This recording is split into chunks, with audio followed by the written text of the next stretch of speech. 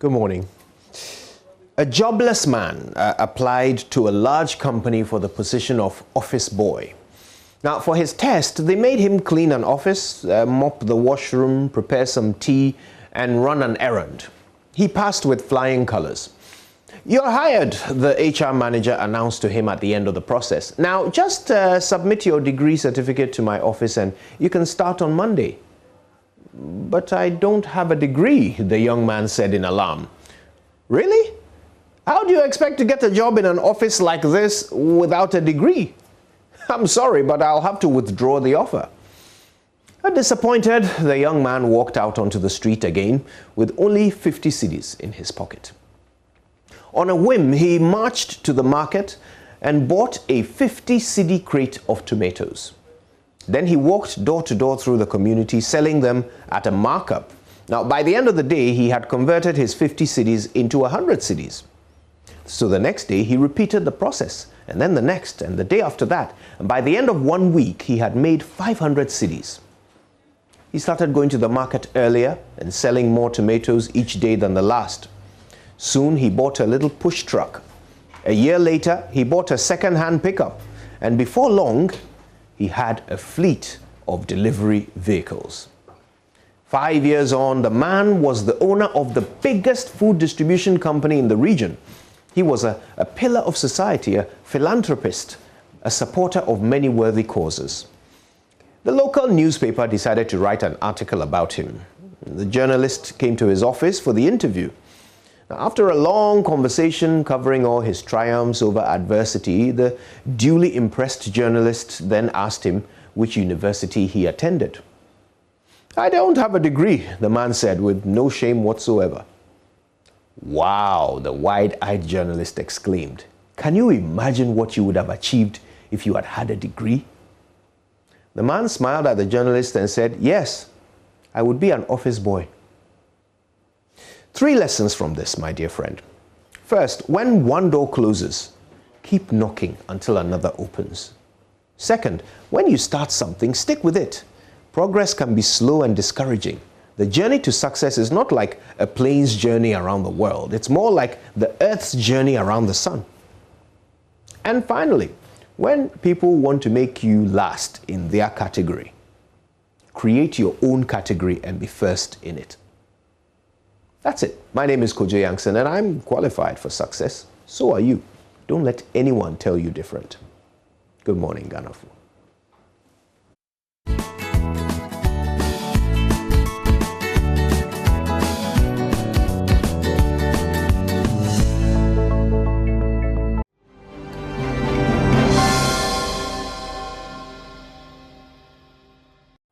Hello, good morning and welcome to the AM News with me, Mapisa Sibidi. Now on our first story, President Akufo-Addo is urging the Ministry of Finance and the Public Interest and Accountability Committee (PIAC) to work closely to ensure the prompt provision of information on the use of the country's oil revenue.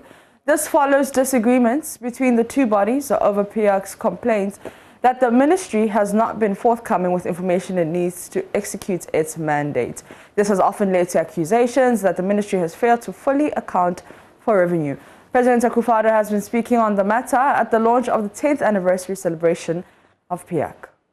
There is one issue which has to be addressed. It has to do with the delay in transmission of information between PIAC and the Ministry of Finance, emanating from the distortions in the deadline schedules of the reporting obligations of the two institutions.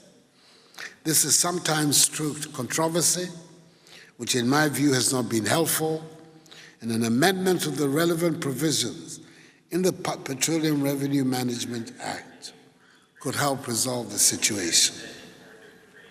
Having said this, let me reiterate the fact the government is fully committed to supporting PIAC and will help ensure that petroleum revenues are well managed for the benefit of all Ghanaians. Meanwhile, President Akufo-Addo has reviewed upwards the budgetary allocation for Parliament and the Judiciary contained in the 2021 budget. The estimates had initially been slashed by the President, citing the current economic economic situation in the country. Speaker Alban Bagwan challenged the cuts and threatened to block approval of the 2021 budget. The estimates presented by the Judiciary had been slashed by 77 million cedis, while that of the legislator had been reduced by 119 million cedis. The presidency has since backtracked. Here's Alban Bagwan announcing to the House Wednesday that the government has maintained the compensation, administrative and operational expenses of the House and adjusted slightly upwards the allocation for CAPEX. Mr. Speaker, recommendations of government on the 2021 proposed estimates of expenditure for Parliament, the Parliamentary Service, the Judiciary and the Judicial Service. I hope this finds you in good health and spirits.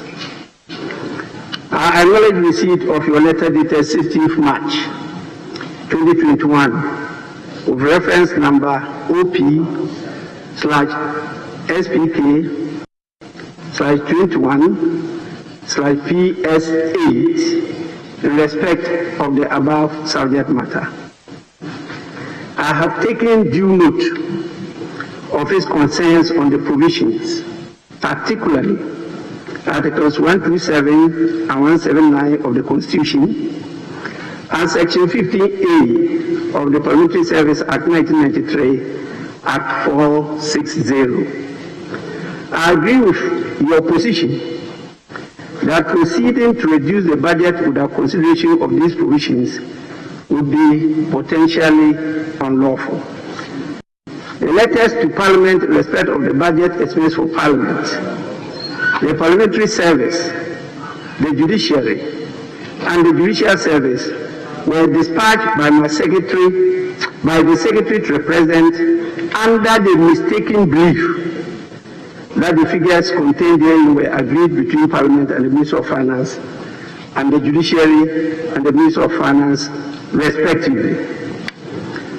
I am aware that since your letter, there have been discussions and agreement on the recommendation that the government may make on the estimates of Parliament, the Parliamentary Service, the Judiciary, and the Judicial Service.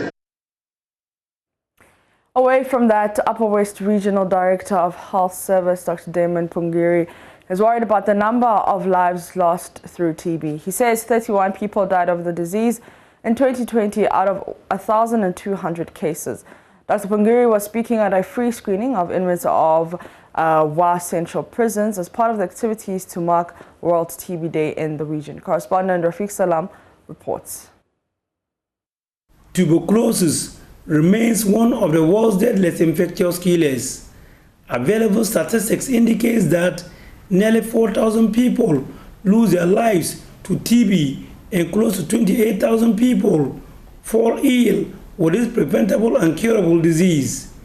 Though there is global effort to combat it since the year 2000, which has led to an estimated 63 million lives saved, TB remains a scar on the conscience of the world. March 24 each year is therefore set aside to raise public awareness about the devastating health, social, and economic consequences of TB and to step efforts to end the global TB epidemic.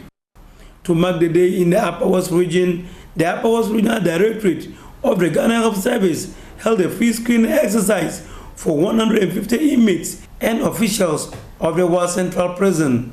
Upper West Regional Director of Health Services, Dr. Damon Pungiri, channeled statistics of the devastating effects of the disease in the country and narrowed it to the Upper West region, where 31 persons lost their lives last year. In Ghana, it's still a problem.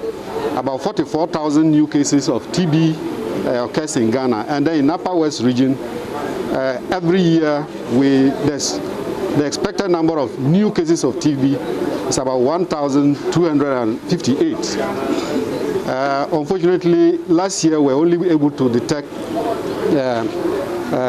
slightly over 300 cases, out of which we lost 31. So it means that there's a lot of work that we need to do to be able to get cases.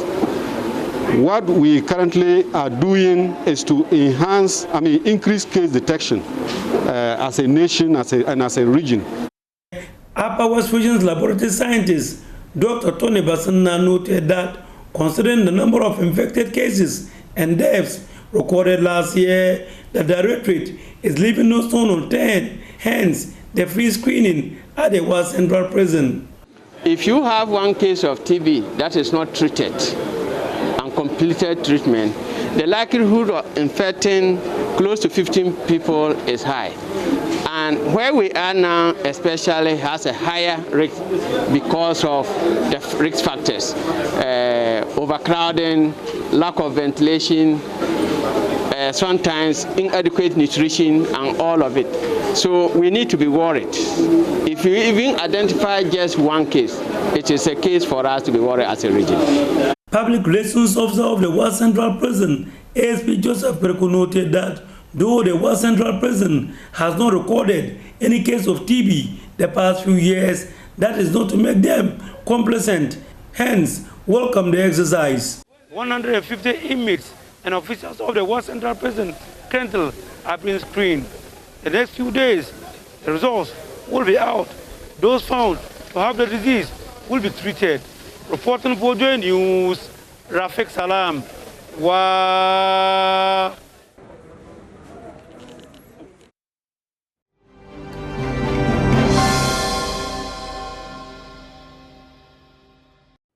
Now, a bullet-ridden building is what houses the Rwandan members of parliament today. Those are bullets fired almost 27 years ago when thousands of injured people being treated came under fire by government forces at the time. In this report, Gifty Andapia listens to another survivor who managed the campaign against genocide museum housed inside the parliament building as she explores why after 27 years, the bullet-ridden part of the building is neither rebuilt nor repaired. He was marching in Kigali with his troops after the victory of 4th July. Chantel is the first to meet us when we arrive at the campaign against genocide museum. She tells us it houses the sequence of events of how some 600 soldiers strategized to rescue the country from some 100 days of chaos and deaths. They were members of the Rwandan Patriotic Front, the party now in charge of governance in Rwanda. Chantel takes us around the building, inside of which filming is not allowed. On this side of the building, however, I am fascinated at dozens of what looks like bullet holes, some wider than the usual bullet I know could inflict. I am told this happened when opposition party members in 1994 had come into the capital as part of a process to form a government of national unity. That did not happen. The building came under attack. They had to take part in the transitional government and the transitional assembly. They came here because one part of the building served as a parliament, another one was a hotel. So when they came here, they were hosted in that hotel. And when they came here in December 1993, they were protected by a group of 600 soldiers called 3rd Battalion. Visitors to this museum, like myself, are taken through a dated plan of how the said 600 soldiers, led by General Paul Kagame, now president of the country, launched their own strategic attack against the then Hutu-led government forces. Those 600 soldiers are the first ones who started the campaign against genocide, meaning they were the ones who started to rescue victims and fight with the genocidal forces. Chantel says many of the soldiers died, although they managed to save others, bringing thousands of them for treatment inside this building.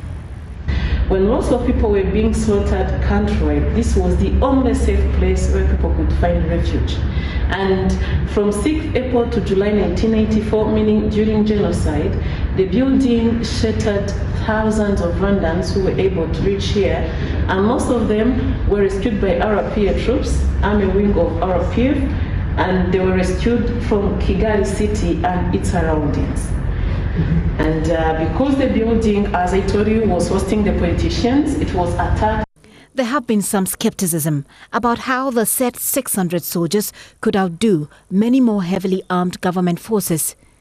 But for now, the Rwandans here that I have interacted with share this as the story. A monument have been mounted at the various places around the Parliament building from which the anti-government attacks were launched in honor of those soldiers, some of whom are still alive today. That is how the chaos ended. Targeted attacks by the RPF forces on key operational centers of the then government. Chantel is a genocide survivor herself, but she'd rather not share her personal story, although she tells me doing this every day with visitors brings healing. For every story, they say there are other different sides, depending on who tells the story. In fact, critics have said there were Tutsi retaliations which equally resulted in some deaths. For now, here is the part of the story shared with us at the Campaign Against Genocide Museum, which is housed in the Parliament of Rwanda. In order not to forget what happened here in the not-so-distant past, Rwandan authorities are leaving this parliament building ridden with huge bullet holes as daily parliamentary business is conducted here. This should not only serve as a reminder, but deterrent enough. This is the top of the Rwandan parliament. This is not just a house where they make laws, but it is a symbolic building for the Rwandan people. 27 years ago, on top of this hill, was when the rescue mission was launched. In this building, thousands of people who were injured were treated right here. 27 years on, the country is looking ahead to a better future. Gifty Andopia, JoyNews, Kigali, Rwanda. And that's how we end the AM News with me, Mapito Sibiri.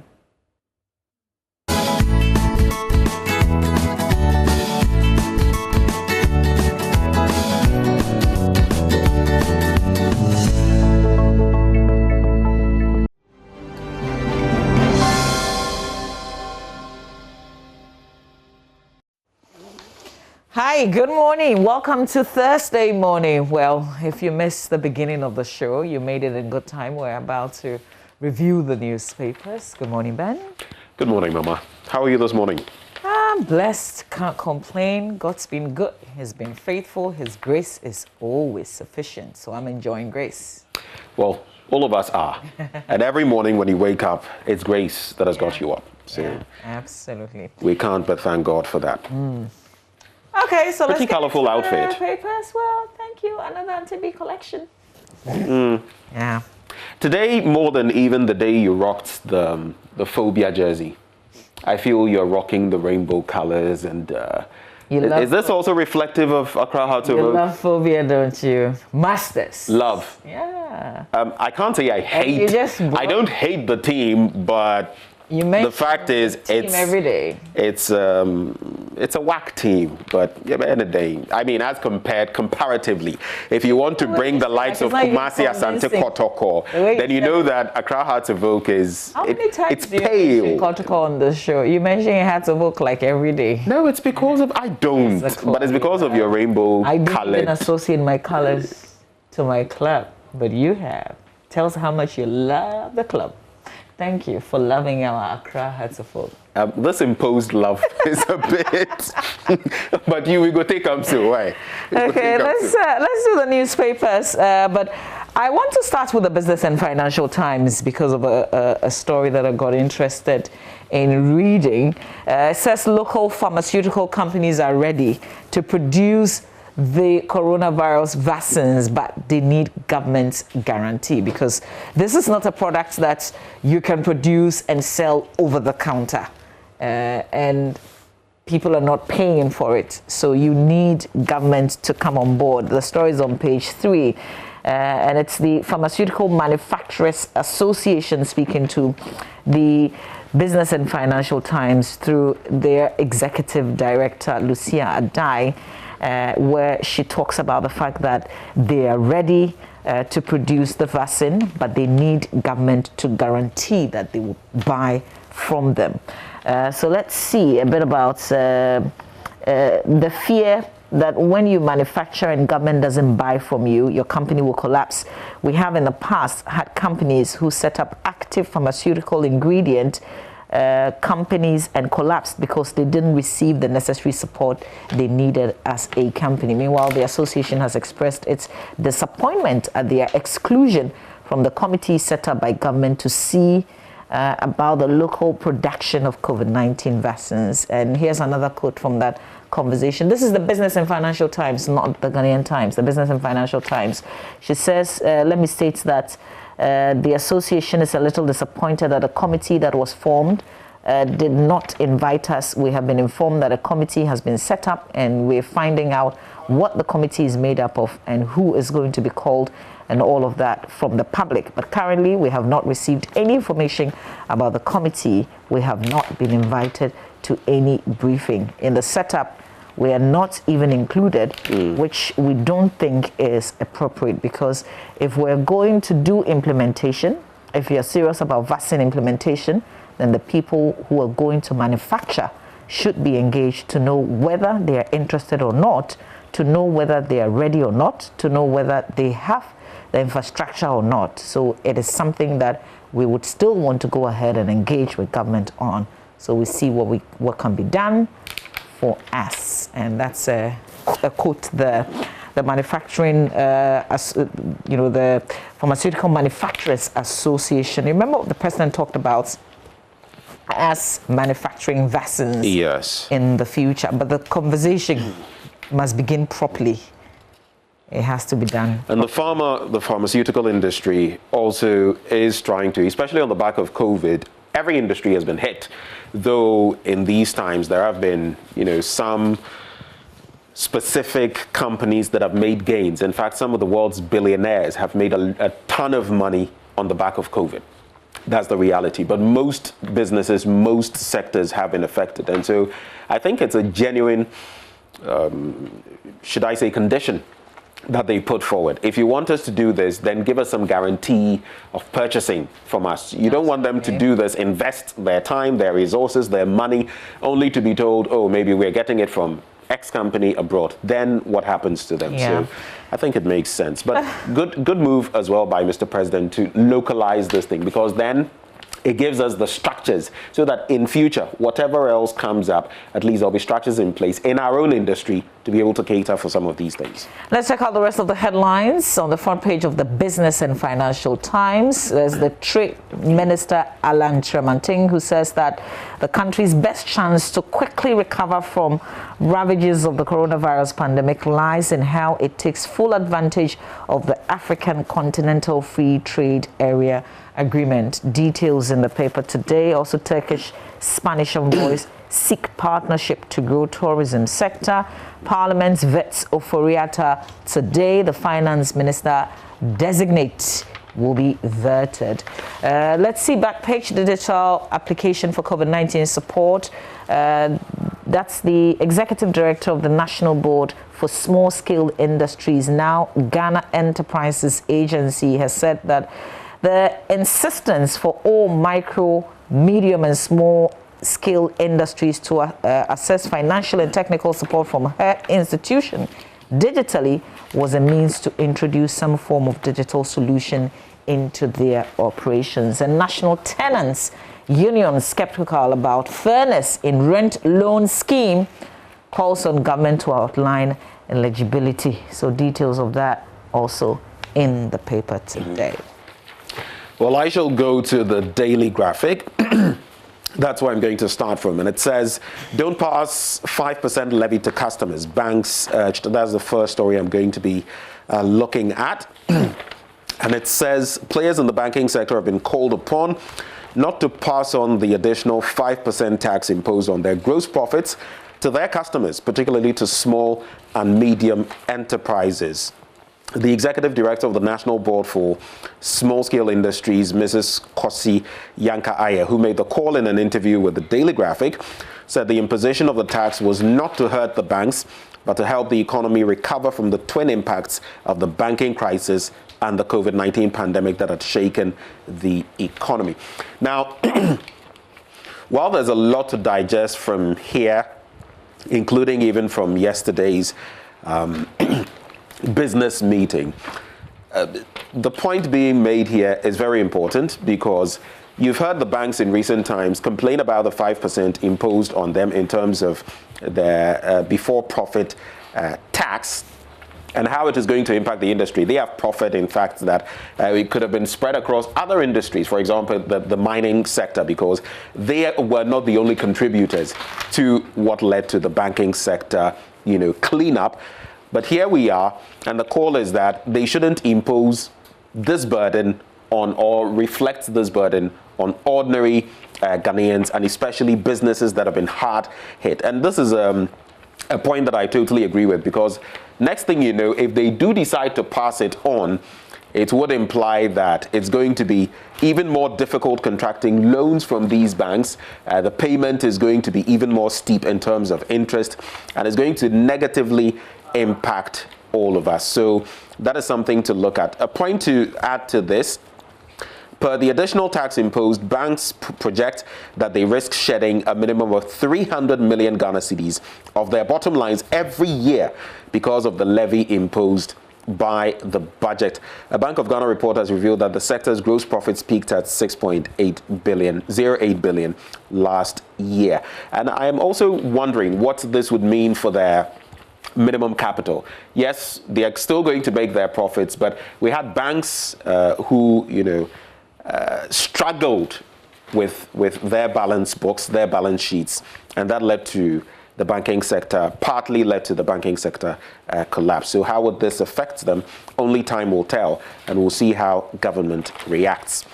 But moving on to other stories, this one says government prompts with PIAC allocations.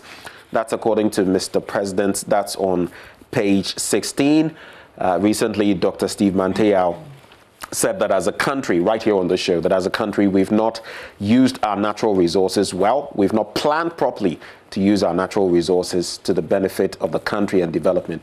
Free SHS products shine in 2020. WASI 411 score 8 A1s, and President ups budget for Parliament and Judiciary. I'll get into some of these stories later, but on the international front, there are a few of them that I'd like to take a look at. Just because we've been talking about Rwanda this morning, Hotel Rwanda hero to be tried in absentia. His name, Paul Rusesabagina, and he says he does not expect a fair trial, and so he is not even going to reappear in court. But the judge, conducting the case, has said that he has the right to reappear before the trial is concluded.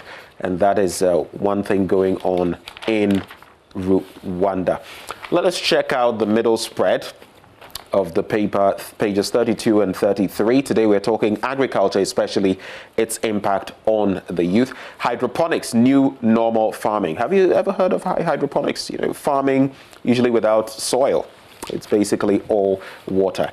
And on the back page of the Daily Graphic, new switching station commissioned at Agona and Kwanta, and construction work starts on Bipong and Tomem Road. So that's it with the Daily Graphic. I'll check out the stories later. Let's do the Ghanaian Times newspaper. On the front page, there is a health alert. Ghana Health Service direct health facilities to be on lookout for tuberculosis. So the call is that the symptoms are very much similar to that of the COVID-19. Coughing, fever. There's one more crucial sign that I'll probably be pulling out. So some people decide not to go to the health facilities because they think they know what is happening to them already, and they resort to all means. But it's really important that if you're coughing, if you have difficulty in breathing, and if you come down with some fever, you report to the nearest health facility. That's the call as we observe TB Day. That's what the Ghana Health Service is highlighting on, encouraging all of us. Difficulty breathing, coughing, fever, please don't assume that it's COVID-19. It could be anything. It could be tuberculosis. Please carry yourself to the nearest health facility.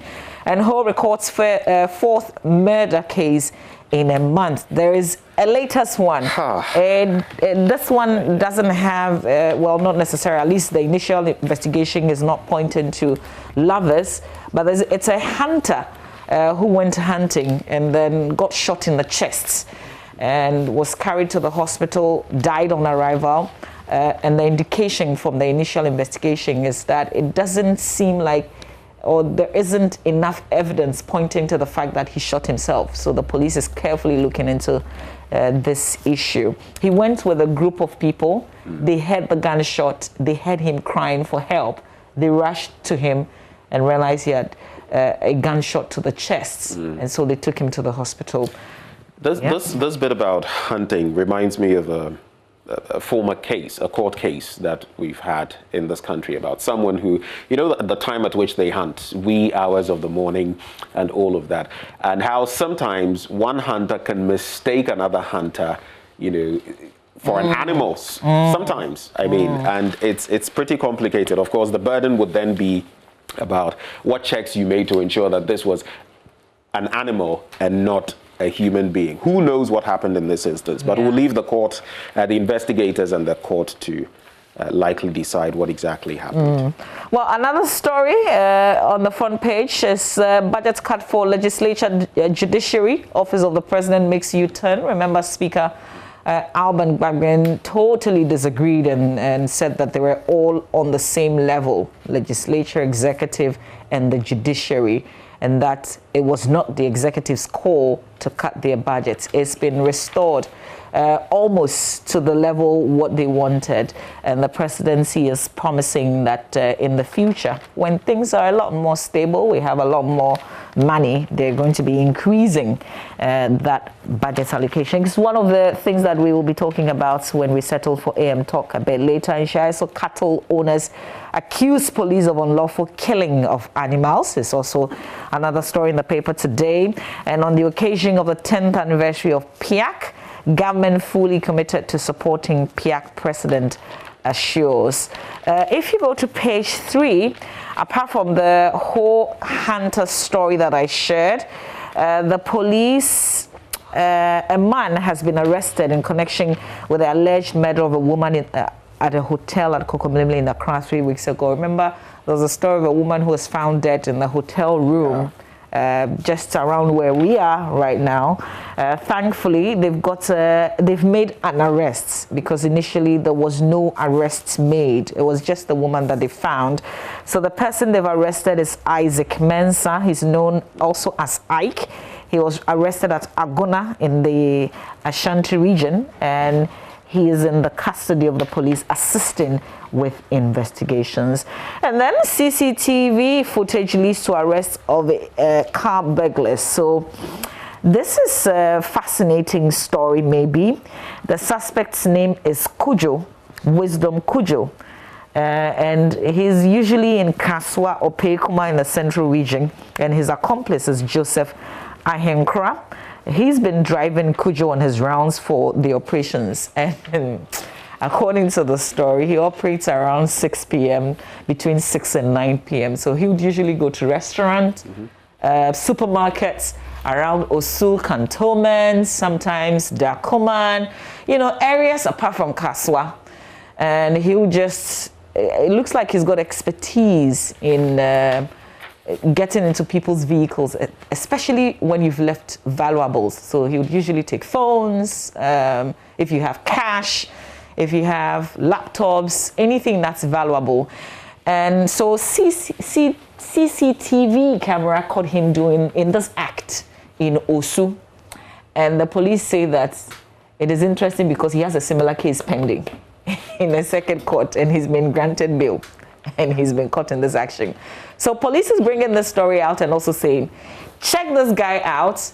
If you've parked in Osu, cantonments, anywhere in Accra, and your items have been taken, somebody broke into your vehicle, report to us, because it could be this gentleman that you see on your screen. Not the police officer up there, but the gentleman down there. His name is Kujo. That's the suspect. You know, interestingly, as talk about him, you know, was on practically everybody's tongue, I had someone actually tell me, oh, this friend of mine got robbed in a similar incident. It could be this guy. It could be, yeah. It could be. It could be. It also may not be, but... Yeah. So just go to the police. Finally nabbed. Go to the police. You never know. Maybe the details that you would share would lead them to either pinning it on him or finding somebody else who could be.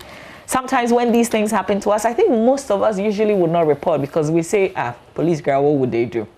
Yeah. But sometimes you must test the system. Yeah. And you must speak up. And speaking of speaking up, one thing that stands out for me in this entire banter between the legislature and maybe the executive is the fact that sometimes you must not let sleeping dogs lie. Sometimes you must rustle, things a bit, shake things a bit. If the speaker hadn't spoken up, yeah, I'm sure we would have gone with the numbers, the budget, and everything, and everyone would have been sitting down.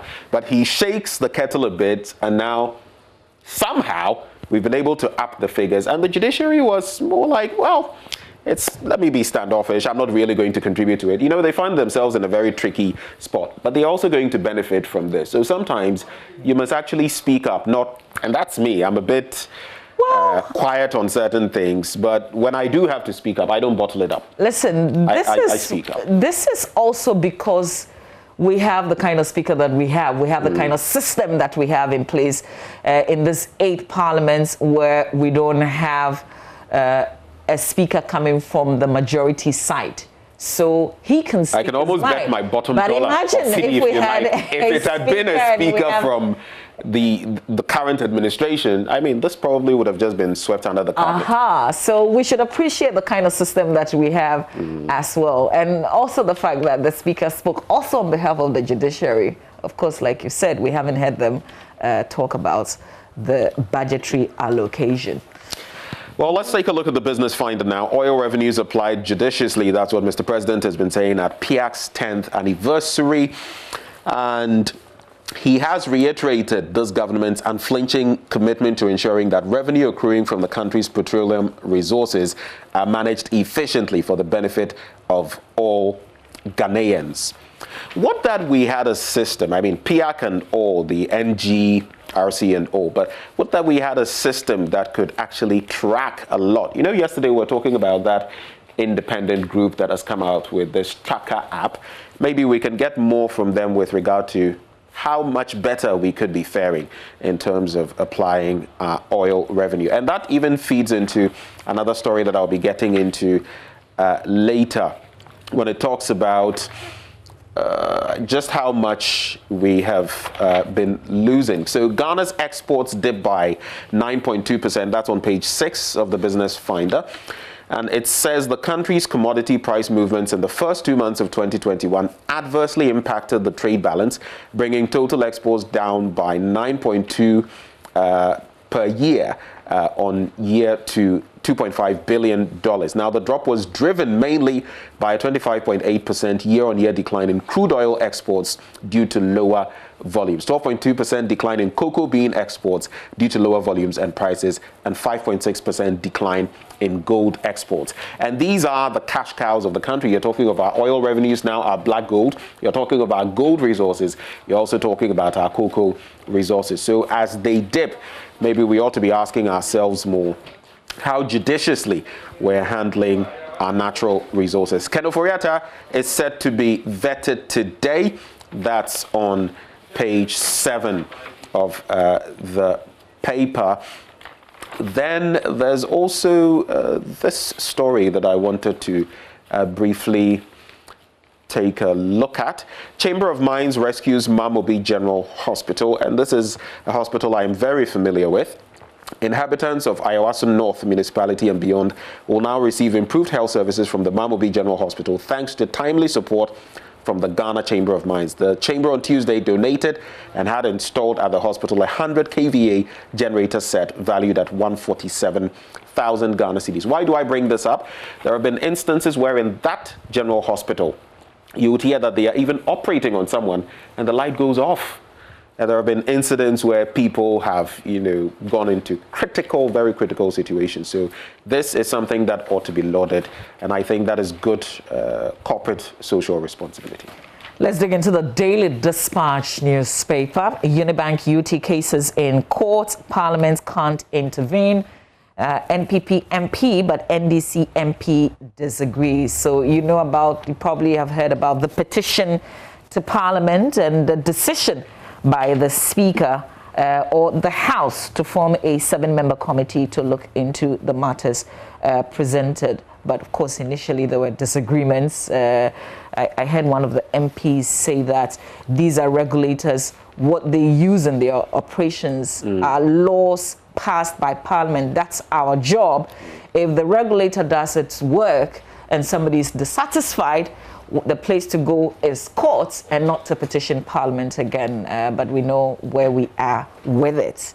Is the fact that the Speaker has accommodated it. At least they're forming a committee, or they formed a committee, and leadership of both sides have up to March 31st to present names of MPs to be part of the bipartisan committee. So the petition essentially is to investigate the conduct of the Bank of Ghana and the Ghana Stock Exchange for revoking the license of UT Bank as well as Unibank and delisting them from the country's stock exchange. It also seeks to restore the licenses of these banks, but also remember that they've been battling these issues out in court. So it'll be interesting to see the outcome of the committee's work.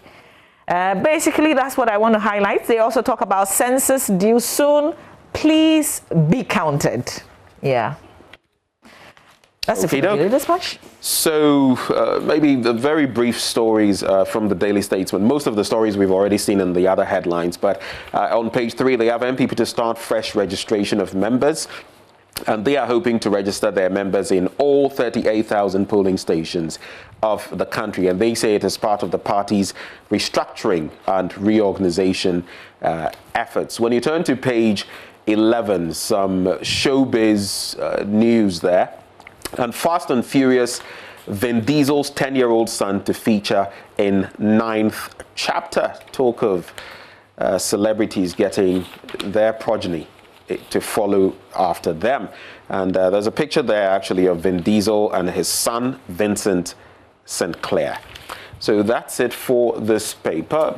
My last paper, the Daily Guide. Baumia denies posters. He wants everybody to do as he said in that statement. He's focusing on carrying out the agenda of the president. And so all those who are issuing the posters and doing those things that he has not agreed to is without his consent should also be concentrating on that he tells us he's not agreed to. Yes. That he tells us he's not agreed to. What do you mean? No, I mean that we have been told that he's not agreed to. Yes. Right. That's what the statement says. Right. Yeah. So people are being mischievous and doing all sorts of things behind his back. Stop it, he says. I guess it must be mischief for all the others as well. All the others that I've seen come through, from Alan to the vice president to all the others. It must be other mischievous characters doing this. Well, for now, we know about the vice president's statement. At least he has come out to say something. NDC's Devil's Den, Alote kicks back. It's been very dramatic. First, he's saying that he had, they suspended him. He said, okay, I have left. I support the president and the vice president, even though I am not NPP. And then the party comes as to say, we've sacked you. He says, I sacked myself before you sacked me. But I left.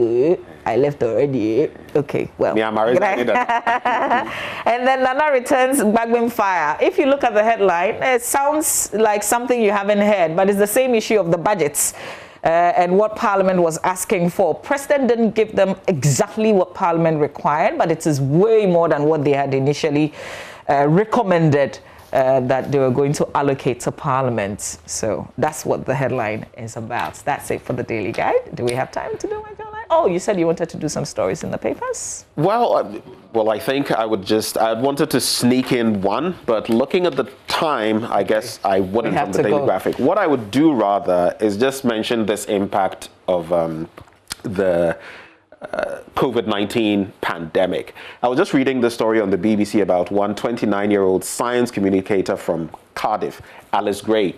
And this last line she talks about the fact that she's a loner already, but COVID coming and the lockdown last March just drove the nail in the coffin. I hadn't been hugged in months, and I was really craving a human touch and companionship. You should just check out that story about COVID-like loneliness. I craved human touch after months of no hugs. Sometimes it's so emotional. We have to appreciate our kind of society. So you are not lonely. Like you're not always alone. You're not alone. I mean, usually you're not alone. Yeah. Their kind of loneliness is so lonely. It can be like real loneliness. Totally living alone. That's why people are now in other parts, Germany and the West, kicking against the UK, kicking against further lockdowns because people, Charlie, I'm out for a break.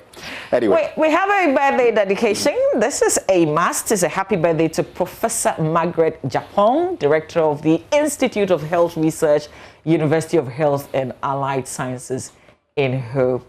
Well, it can only be coming from your dear husband and your friends here on the AM show. So happy birthday to you, Professor Margaret Japong. Enjoy your birthday today. I want to say good morning to my friend at the Komfanochi Teaching Hospital. It's been like forever, Dr. Ajimain at Kath Komfanochi Teaching Hospital. I hope you're doing great. All right, this is where we have to end. Well, we've ended the review.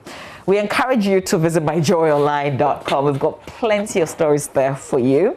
And we also encourage you to go to the newspaper stands and buy the papers. We've given you highlights. You can read details of the stories as well. We've got AM Talk coming up right after sports. Stay with us.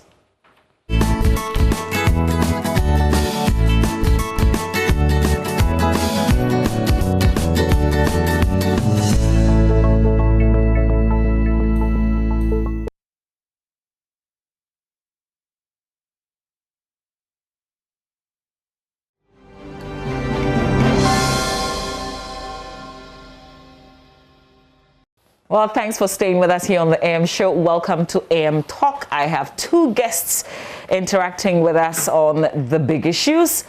Mr. Andrew Ejapamesa is Member of Parliament for 2nd D, Special Budgets Committee member. He's on the Privileges Committee, Constitutional Legal Parliamentary Affairs Committee. Good morning. Yeah. You used to be on Communications, right? Yes, I used to be on the Communications Committee in the 7th Parliament. Yeah. And then, of course, privileges as well. Indeed, in the 7th Parliament, I also served on the Constitutional, Legal and Parliamentary Affairs Committee for a bit and was taken off. And this 8th Parliament, I'm on 3 committees. Special Budget, Privileges and Constitutional, Legal and Parliamentary Affairs.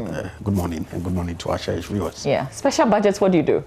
Well, many of the state constitutional bodies that are not directly under the supervision of ministers of state.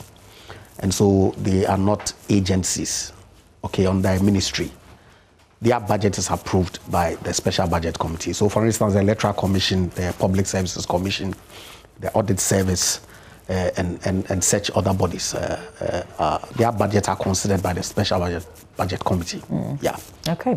When we're playing back that's banter between the Speaker and the Majority Leader, I saw you laughing. Were you in the chamber that day? Yes, I was, and indeed, it was an interesting anticlimax because the issues that had come up for which discussions were ongoing that led to the interesting exchange between Mr. Speaker and the Leader of Government Business and Majority Leader.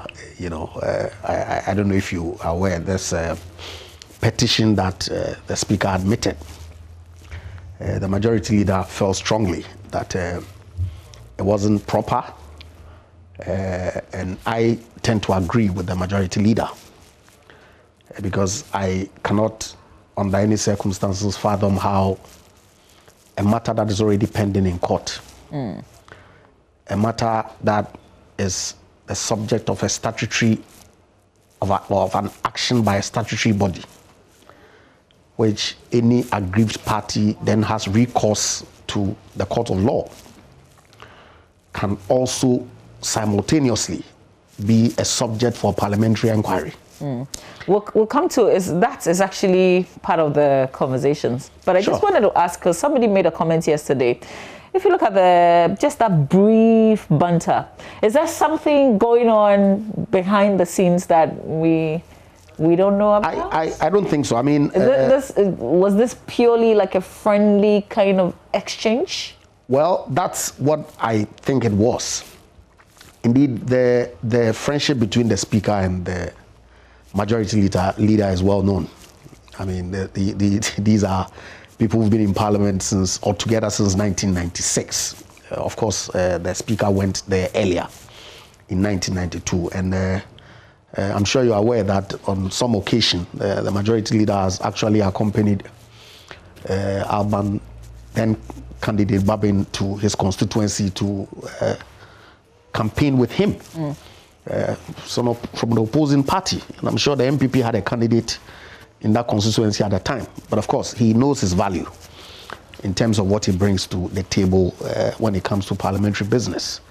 And so he desired for him to remain, and rightfully so, if you ask me. And so they are well known to be great bodies. Okay, so the Speaker then suggested that because the Majority Leader had openly criticized him, and I heard his interview with Evans Mensah on this particular subject, he had some reservations as to whether they were indeed friends. But of course, I mean, I thought that it was only on the lighter side. I like the Majority Leader said, I have great friends in the NDC, and I'm sure that when my colleague comes in, you know that he's a very good friend of mine. We go way back. It's not the politics that would create divisions amongst us, but we disagree. So there's nothing to worry. No, I don't think there's anything to worry about at all. I don't think so at all. We're here, great.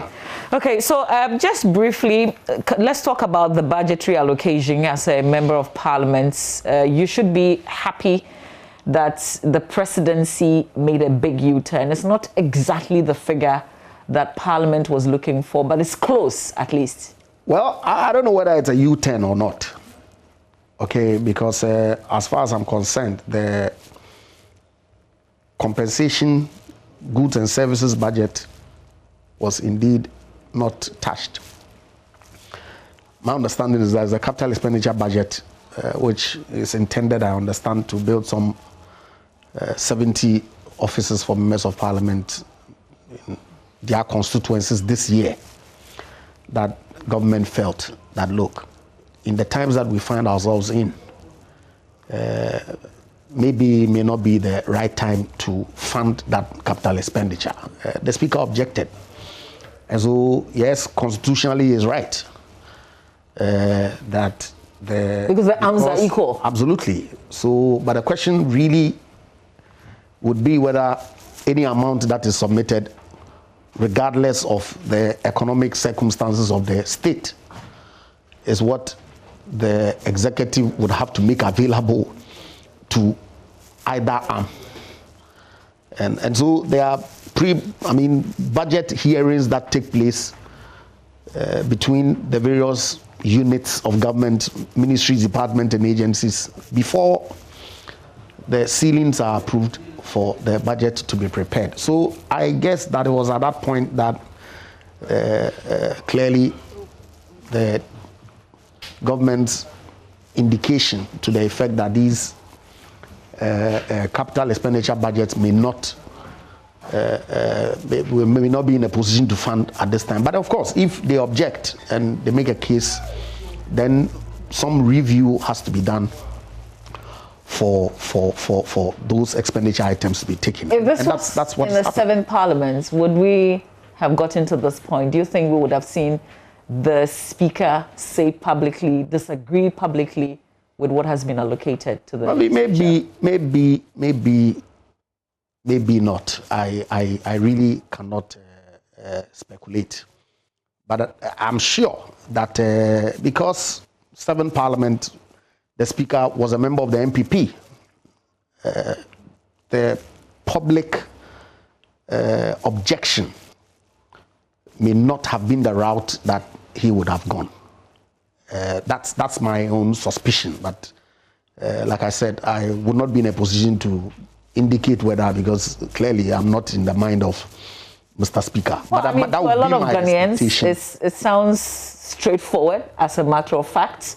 I think a lot of Ghanaians would agree that he wouldn't have said it in the chamber. Well, that would have been my expectation. And indeed, I indicated sometime last week when the issue came up that I think on TV3 that I think that Mr. Speaker could have used alternative means of addressing the issue rather than the threats. But this got results.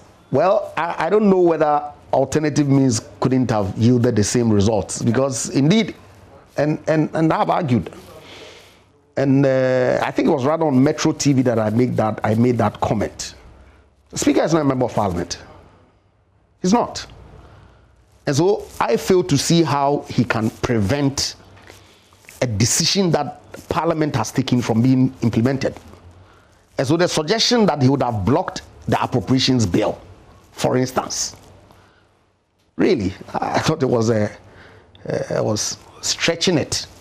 Okay, because if the Parliament of Ghana, which is made up of 275 members, duly elected by the people to represent them, take a decision, I fail to see how the Speaker... Yeah, but who will be leading that?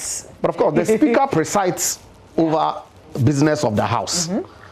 And so maybe administratively the transmittal is what he could have... I don't know the extent to which he would have caused that threat anyway. But issue is settled. Some funds additional has been made available to Parliament. Significant addition, by the way. I want us to take a listen to the Speaker. We'll be joined by Mr. Roxing Nelson Dafamapo. The letter in connection with Parliament and the Parliamentary Service is also dated 23rd March 2021, and it says, Mr. Speaker, read recommendations of government on the 2021 proposed estimates of expenditure for Parliament and the Parliamentary Service.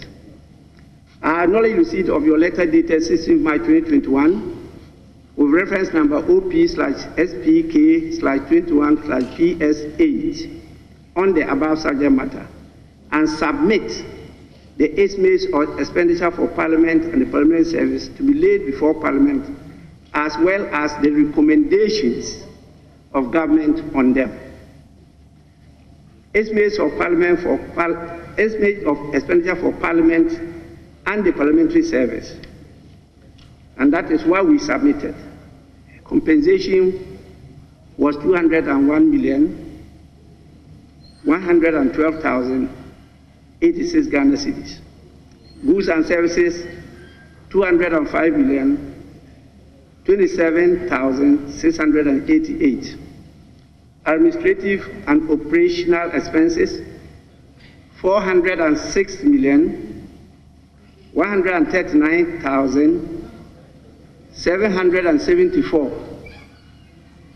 Capex 177,346,911. So grand total is 583,486,685. Recommendations of government on estimates of expenditure for Parliament and the Parliamentary Service. In view of the reduced fiscal space in the national budget as a result of statutory and debt service obligations, government cannot accommodate the request by Parliament.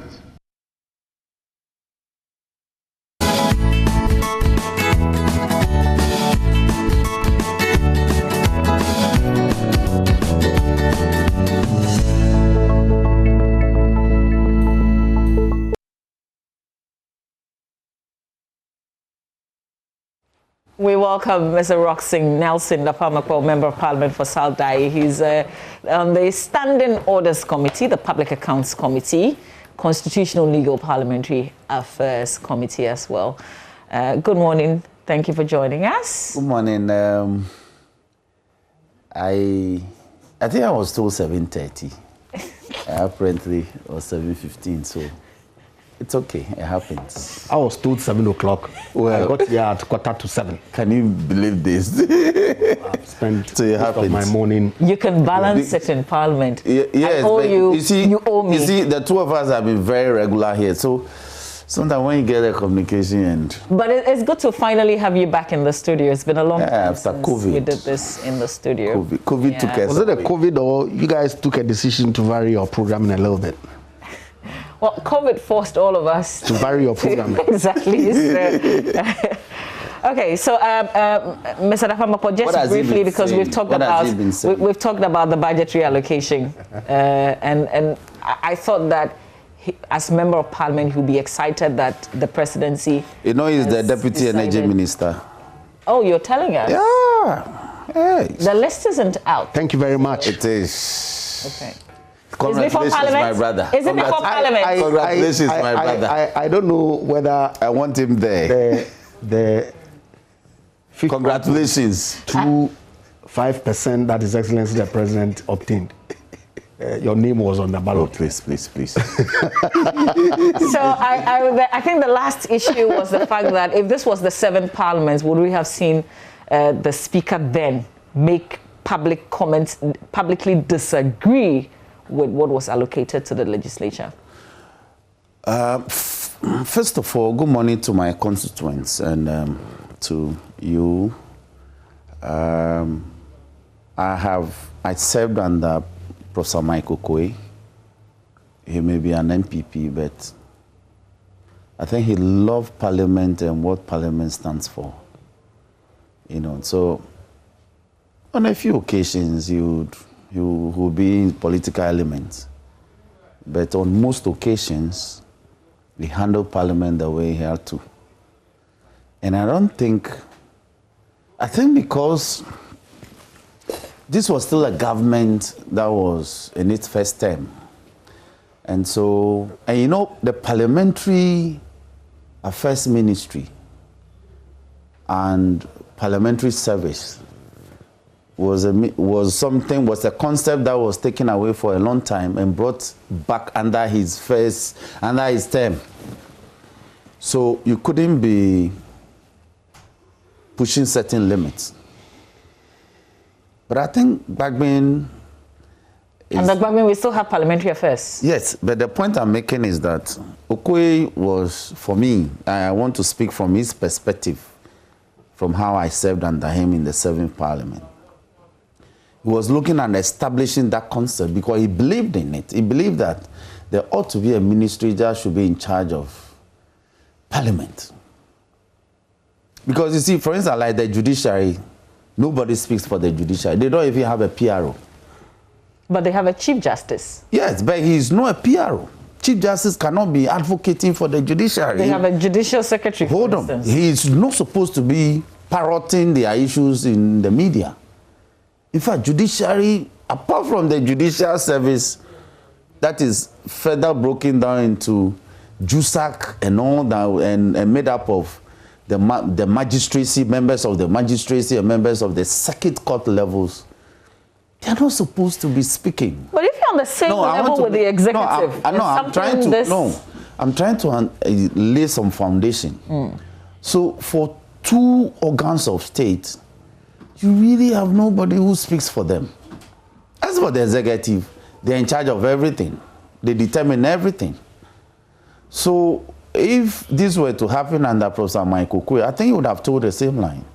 So far, I haven't seen the difference between Professor Michael Koe and Speaker Bagbin yet. Really? Yes. That's interesting. Yes. You remember in fact, 3 days ago, when Speaker had, there was a issue. Yes. Yeah. We you know, Speaker had to let the majority leader know that majority leader, I've been in this house. I've served at the back bench, middle bench, front bench, became minority leader, majority leader, went out, came back, became deputy speaker, and he actually used the expression, I understood it. He said, I understood it under a speaker before I became a speaker. So it tells you how they love how Parliament should grow. He wasn't saying that he will block the budget. I think it was an expression that has been misused. That was not what he intended. In fact, that was not what he said. He said Parliament will not tolerate. To not tolerate is different from to block. It's interesting when you say... And he didn't say so in isolation. He said, we are co-equal organs of state. Myself in fact, Parliament and the Judiciary won't tolerate. So he was speaking, he became the voice for two organs of state that apparently within our structures, we don't have a ventilator. Well, not for the legislature. You have a parliamentary affairs minister, don't you? We have a parliamentary affairs minister who is not a PRO. He's not a PRO. But you have a PR unit. You have a public affairs unit. Yeah, that is for the parliamentary service. You have forgotten that parliament is different from parliamentary service, just the way judiciary is different from the judicial service. Isn't this unnecessarily... it is. These are constitutional strictures that we need to... Bureaucratic things that you're introducing. No, there's nothing bureaucratic about this. And so when Speaker spoke on the opening day of when the budget was, his preliminary comments, after the presentation of the budget, I think what we all found offending was the condescending tone of the letter from Nana Asante too. Honestly, my brother, we are all lawyers, he's our senior, but the manner in which he wrote the letter. Did you find it condescending? To be honest, I came in late during the reading of the letter. I came in. So you haven't paid attention. So I really. Which one, Asante Bedi tools yes, or the president? Okay, look, he wrote in a manner that suggested that take it or leave it. And Speaker didn't, and we all didn't find it comfortable. So the president, being the president that he is, he found wisdom in our position, advocated for by the Speaker. And the Speaker, look, they used the expression yesterday in the president's own remitter letter to Parliament. He said he initiated negotiations pursuant to law. Look, you're asking, you brought this, but given the strictures in the budget and the cash flow difficulties, I cannot meet you at 5, but I can meet you at 3.5. That's reasonable. Or I can meet you at 4. And that was what they did, both for the legislature and for judiciary. So some of us will not be raising the issue of constitutionality of varying the budget to the detriment of the judiciary and all that. The bit about you haven't seen any difference between Speaker Alban Gbagbin and Professor Michael Quay. That's fascinating to me. Because I remember one of the recent votes, if not the last, where the second deputy speaker was the one in the chair, where you took a vote and then Alban Gbagbin had to come in later on and... I will explain that. That was on Monday. Okay. I will explain that. Is that something that Professor Michael Quay would have done? Yes. Why not? Is it? Look, on Friday, Speaker actually was proposing for sitting to commence at 2 p.m. because he had engagements in the morning. And for some time now, we've been doing 2 p.m. sittings till midnight or whatever. And this being the budget, the period where all the committees are busy with sectorial budgetary considerations and approvals. This would have been the appropriate time to be sitting from 2 p.m. But leadership thought that being Friday, you won't have a full house or cooperating members on a Friday. They have engagements in the constituency. So they insisted that we should still sit at 10 p.m. So Speaker made it 10 a.m. 10 a.m. Speaker made it clear that he will be available from 2 p.m. And if you look at the time that happened, it was about 2:15. So both the two deputy speakers, first and the second, had been handling business from about 11. I think we didn't sit exactly at 10. We start from about 11. They've been handling business. That voting thing was not for Speaker to come and say, I want to determine. In any case, the question had been put. And the nays lost. So what was to be done? What was to be done was procedural. So a member, our deputy leader, rose and said, well, the yes may have it, but I think that it wasn't too majoritarian. So I was calling for a divide.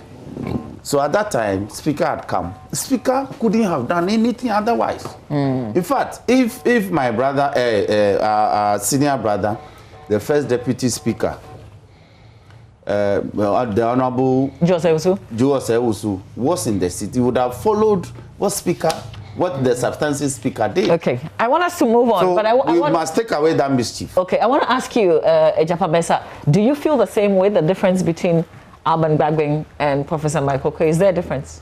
I'll be prejudicial if I make comments. Prejudicial? Yeah, because I'm prejudiced in a certain sense, because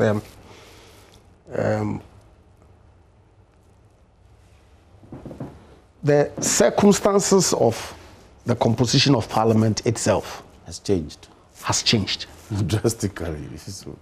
And so, to that extent, I'll reserve comments on whether or not there are differences between the two of them or not. I leave that to your own judgment. That's interesting. I didn't think you go. Let me make this point. That way. Let me make this point. Let me be very candid with you. Within the NDC hierarchy, there are a lot of people who are complaining about Speaker. They think that no. NDC hierarchy, as in the caucus my party in Parliament, or this is general NDC? The generality of the membership. They think Speaker is spanning to the side of the government. And you try to explain, and they bundle you along. But you disagree with that point? I do disagree. Look, if you understand parliamentary procedure and practices, like he and I are consummate parliamentarians. We love what we do. We love, not because we are lawyers, but we understand our work as elected representatives, and we know that where we operate, there are rules and procedures. What are the expectations of your party members of the Speaker? They think that he must come across as partisan. When NDC says, when our caucus says something in Parliament, it must be the way to go. But that is unlike Gbagbin, unless you don't know the man. And so far, and they also had issues with Okoye. There were a lot of occasions that, look, you see the majority leader, he's disagree with the Speaker, he won't be in the chamber, he will gather his books and he will leave. But that is maturity. He will come back after about an hour and come and handle his business. You understand? So you don't, that is why Speaker in his inaugural speech, he said, I am not a Speaker for the NDC or a Speaker for the MPP. I'm the Speaker for the Republic of Ghana. And so I will champion the interests of Parliament of the Republic of Ghana and the people of the Republic of Ghana. So as NDC caucus in Parliament, knowing the expectations of your people, we are managing it. How are you managing it? It's difficult. For instance, I am on a lot of platforms. You try and explain things. You say, no, don't go there. So you leave it.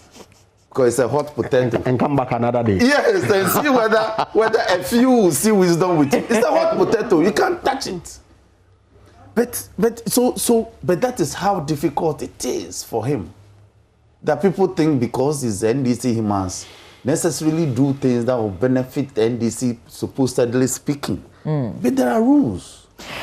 And the MPP also will feel that because he's NDC, he may be doing things that are favoring the minority caucus in Parliament. But no, if you look at what he's done so far, I think he hasn't done things that deviates considerably from how Okoye has operated. And I'm beginning to appreciate the position. You can't be partisan and survive. What you're telling us is you're beginning to appreciate Professor Michael Quay more now that he's no longer there and there's another speaker. Well, I'm beginning to appreciate the position of the speakership.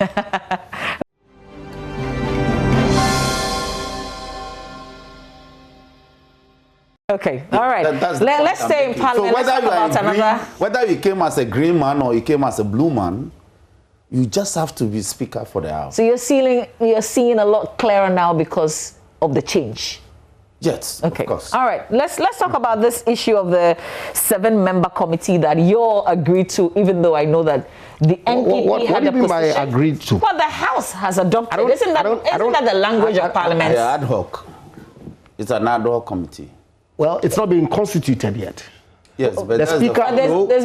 You've been given 31st of March to present members from both sides. Yeah, so at that point, this committee, then the committee would be deemed to have been constituted. At this point, I don't think that any committee. Let me put this into proper perspective. We're talking about the petition presented to Parliament on behalf of UT and Unibank on the issues of no, if I may clarify, the regulatory work of the Bank of Ghana and the that. Ghana Stock Exchange. Not UT and Unibank. Okay. But by their founders. It's because they no longer exist. No, by the founders. You see, if you say UT, that's a corporate entity. That doesn't even. But the petition is coming from 2 individuals. Okay. That founded their respective banks, and they thought that there are a lot of things that are not clearer to them. So let's go back to the beginning. It makes a lot of sense when which one? When we say that, I just want to go back to the issues. Oh, okay. That Parliament passed it makes a lot of laws. sense, is what I asked. Which one? What I'm about to say, the argument. To approach Parliament. No. The argument, no. I'm not talking about the issue of the petition, Mr. Mesa. Is the argument that I am. Thank God you brought this. That I am reiterating. It's an argument that I'm reiterating. That's why I start from the point of it makes a lot of sense. What has been said to the effect that Parliament makes laws and the regulators use these laws to regulate their work. Thank you very much. And if you find that a regulator has done something that you're unhappy with, the place to go is the courts. But why do you come back to Parliament? That sounds convincing to me. So why is that being tolerated by Parliament? I guess I'll start with you, Mr. Dafamako, because you agree with this position, don't you? Yes. There were issues regarding the procedure, but our standing orders, as it is presently, covers that copiously. And if I may refer you to Order 76.1, 2, 3, and perhaps 4. 76.1 says, every application to Parliament shall be in the form of a petition, and every petition must be presented by a member who shall be responsible for the observance of the rules contained in Appendix A to these orders. A petition not relating to a breach of the privileges of the House, so that's an exception, and which, according to the rules or usual practice of the House, can be received, shall be brought to the table by the direction of Mr. Speaker. Very, very clear. 2, in presenting a petition, a member shall confine himself to a statement of the parties from whom it comes, the number of signatures attached to each of the material allegations. Can you wrap up for us? And the request contained therein. 3, all petitions shall be ordered to be laid upon the blah, blah, blah. So clearly... So you're open to taking any petition exactly. At all? Anybody can give you, Mr. Dafamako, exactly. And let me give you plethora of examples. Even when I served under the 7th Parliament, there were accidents at Kintampo waterfalls. Residents petitioned. And when it was heard, and then it was also coupled with a statement from the Member of Parliament for the area, an ad hoc committee was commissioned to look into it and recommendations made. When prospective students seeking admission to the Ghana School of Law wrote exams and failed, and they thought that the failure rate was inexplicable to them, they petitioned Parliament. And when they petitioned Parliament, my brother and I belong to a committee that the matter was referred to. We look into the matter. I'm not surprised that today, interview is not part of the admission criteria, the admission procedures to School of Law. No, hold on. These ones that you say. No, let me. Isn't this Isn't there a fine distinction between the cases you've mentioned and this one that we have on the table? Any Ghanaian who has a problem and thinks that he can petition Parliament by outstanding orders and by the available laws could do that. So if these two founders of their respective banks thought that, well, we've been told certain things, we are still not clear in our mind, we want to petition Parliament, can you really torpedo the process of admissibility? Okay, Mr. Japan, he's gone back to your standing for this. There's proper grounding for this, is it? Well, there's no proper grounding for anything. Unless, of course, the subject matter of a petition is irrelevant.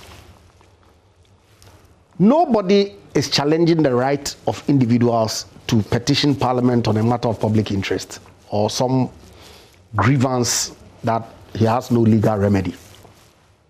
Because the University of Ghana School of Law students didn't have a legal remedy. Please. They were not even students. I sat here quietly when you were speaking. Well, I'll take. You are my brother, so let's not do this. Am I? You are not. Oh, you want us to go into the Cheme Sabusu?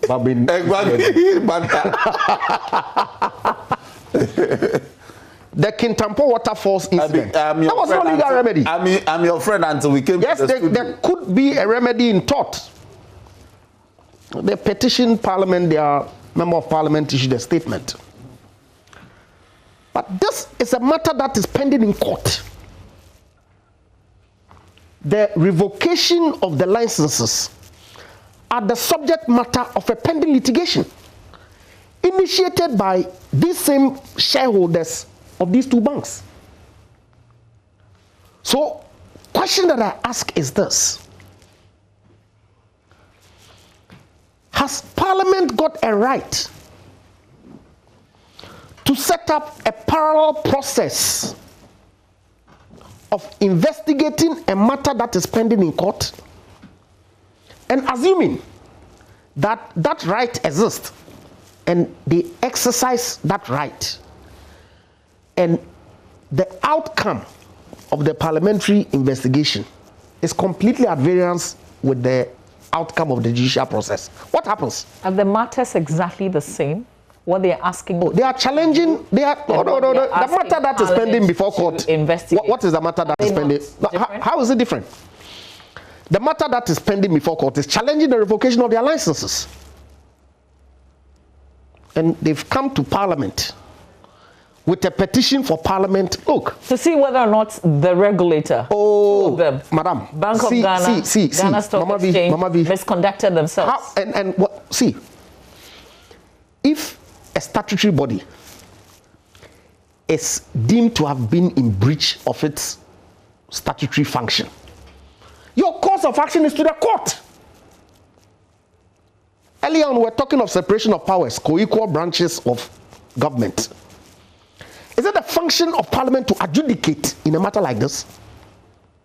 I think not. And so, for me, of course, we haven't gotten there yet. The composition of the committee, the terms of reference of the committee, whether indeed Parliament will adopt the committee, and the nature of the investigation that the committee would undertake is yet to happen. The fact that Parliament has agreed to form a committee in itself, is that not? I don't know whether Parliament agreed. It was not put to a vote. Parliament decisions are taken through resolutions. But there was a debate. What debate? The Speaker said that he has admitted the petition and that the leadership should constitute some committee that would then determine the nature of the substantive petition that has been put before Parliament. Okay, I'm saying that, you see, we ought to walk a fine line. And look, I know Mr. Abuabin personally. Of course, if he has a grievance, if indeed the action that was taken by Bank of Ghana was wrongful, I support his action in court. Why not?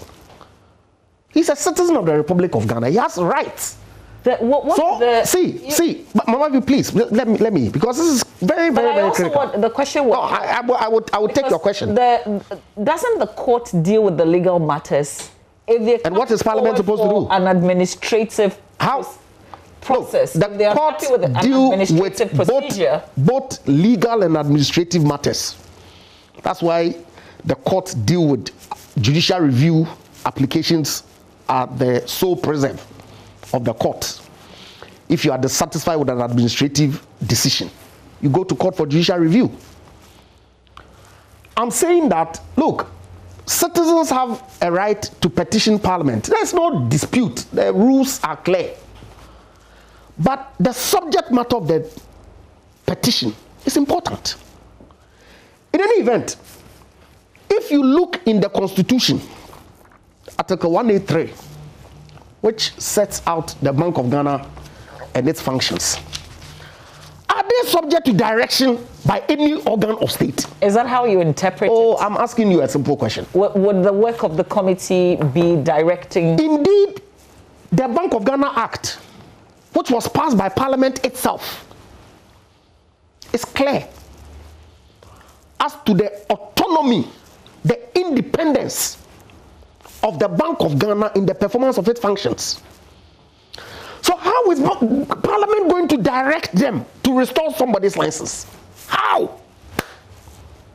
But you see, look, that's why the leader of Parliament, Honorable Oseche Mensah-Bonsu, was arguing that, look, you are doing something that would leave open a certain route that would be beyond control. So the suggestion then is that if you have any matter, go to court if you have a right to go to court. And during the pendency of the court action, if you think that you are not happy, I don't even know whether they are happy or unhappy about the proceedings before court. I'm coming, please.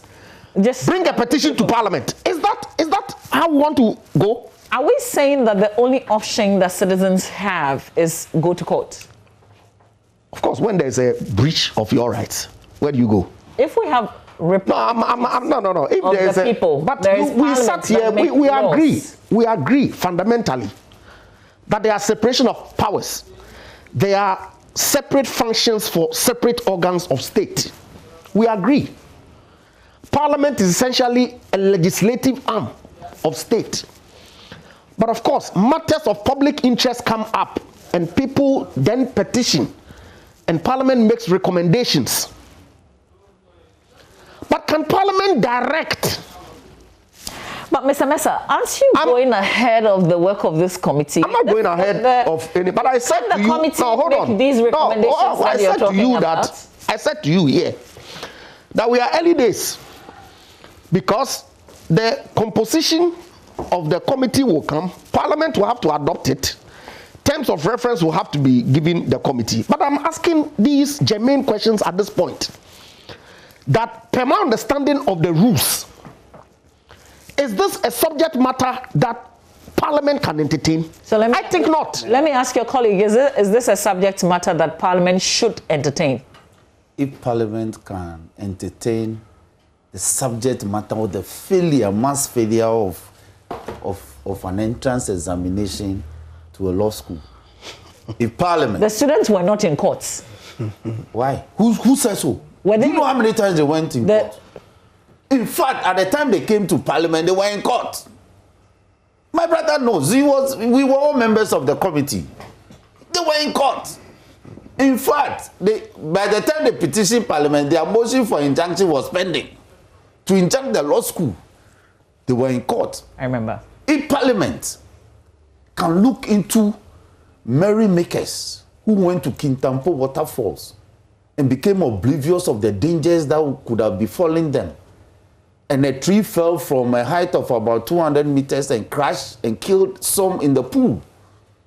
If Parliament could look into that and make recommendations to the Ghana Tourism Authority to take steps to ensure that safety measures were installed at tourism attraction sites, why can't Parliament look into the conditions under which the licenses of banks were revoked in this country. Why now? Why under the 8th? It is not about whether now or yesterday. Isn't that relevant? It's about the decision of the petitioner. There's no time bar.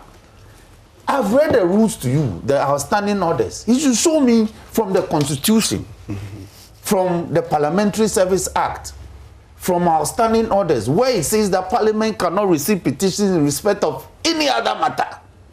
In fact, the supremacy of Parliament, which is a doctrine in constitutional law, says that we cannot be stopped by any other organs of state. So let me ask you, as officers of the courts.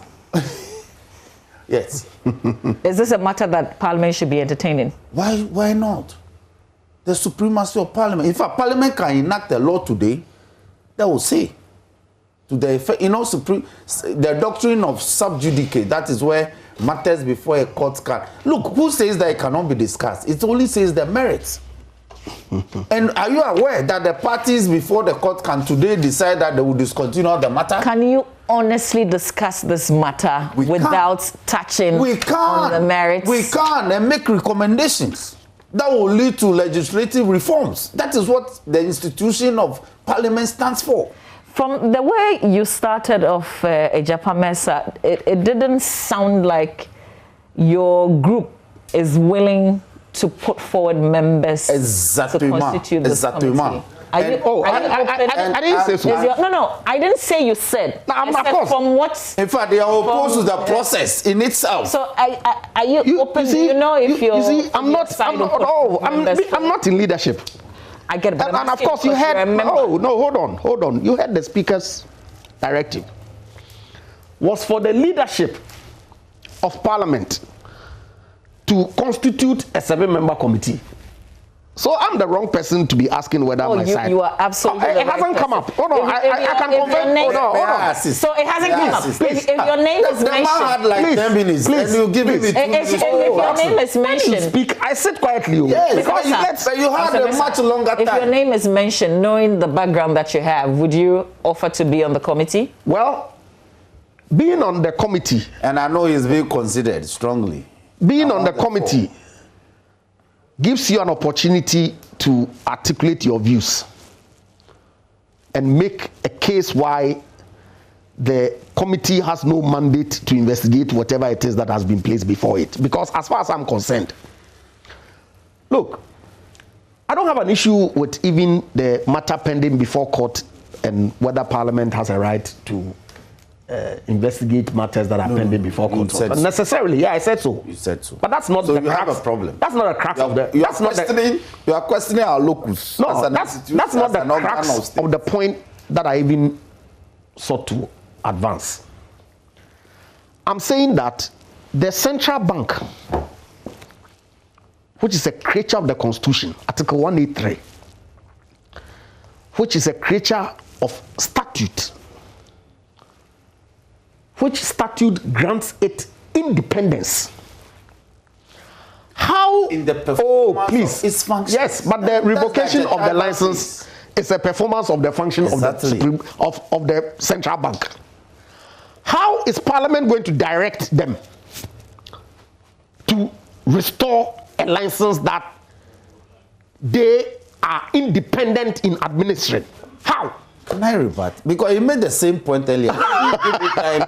I used 2 points and then you went back to him. Please do. One, we gave the same mandate to the Office of the Special Prosecutor, the same expression, that in the performance of its functions, they are not amenable to any other institution. Even though OSP is found under the, is placed under the AG's office. That's the institution, that's the supervisory institution. But we are saying that in the performance of its functions, they are not amenable to any other public institution. Now, isn't the Bank of Ghana under the aegis of the Finance Ministry? Are they not? What are you talking about? What am I Let him learn. Maybe you'll get it. Look, the Bank of Ghana's annual reports, it comes to Parliament.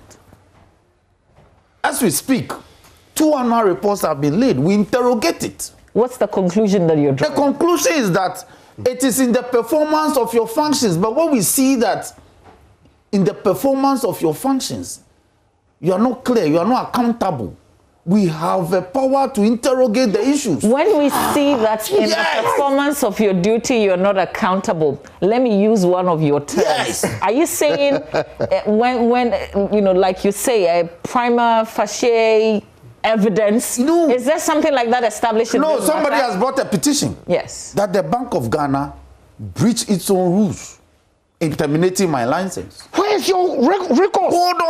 Hold on. Ejapa, hold on. You are too emotional. I'm not emotional. I'm not surprised. No, you can't be surprised. No, I am. But somebody has brought a petition, my dear.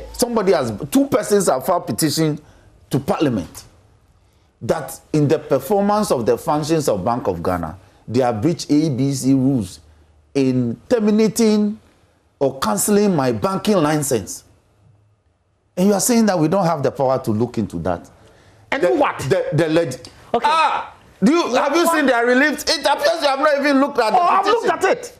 They are saying that for Parliament to make further directives. How is Parliament going to direct an independent institution to perform a certain function? Why? How? Why can't we do that? How? Why can't we do that? You're going to amend the law? Of course. Oh, okay. Say so. I am saying that then what it means is that you can only make recommendations that would lead but that is what reform. we do. But you cannot direct the Bank of Ghana. No, that's a matter of fact. Oh, you haven't made that argument. You are saying that you have the power to consider it at all. But I'm saying that it will lead to legislative reforms when we are properly informed.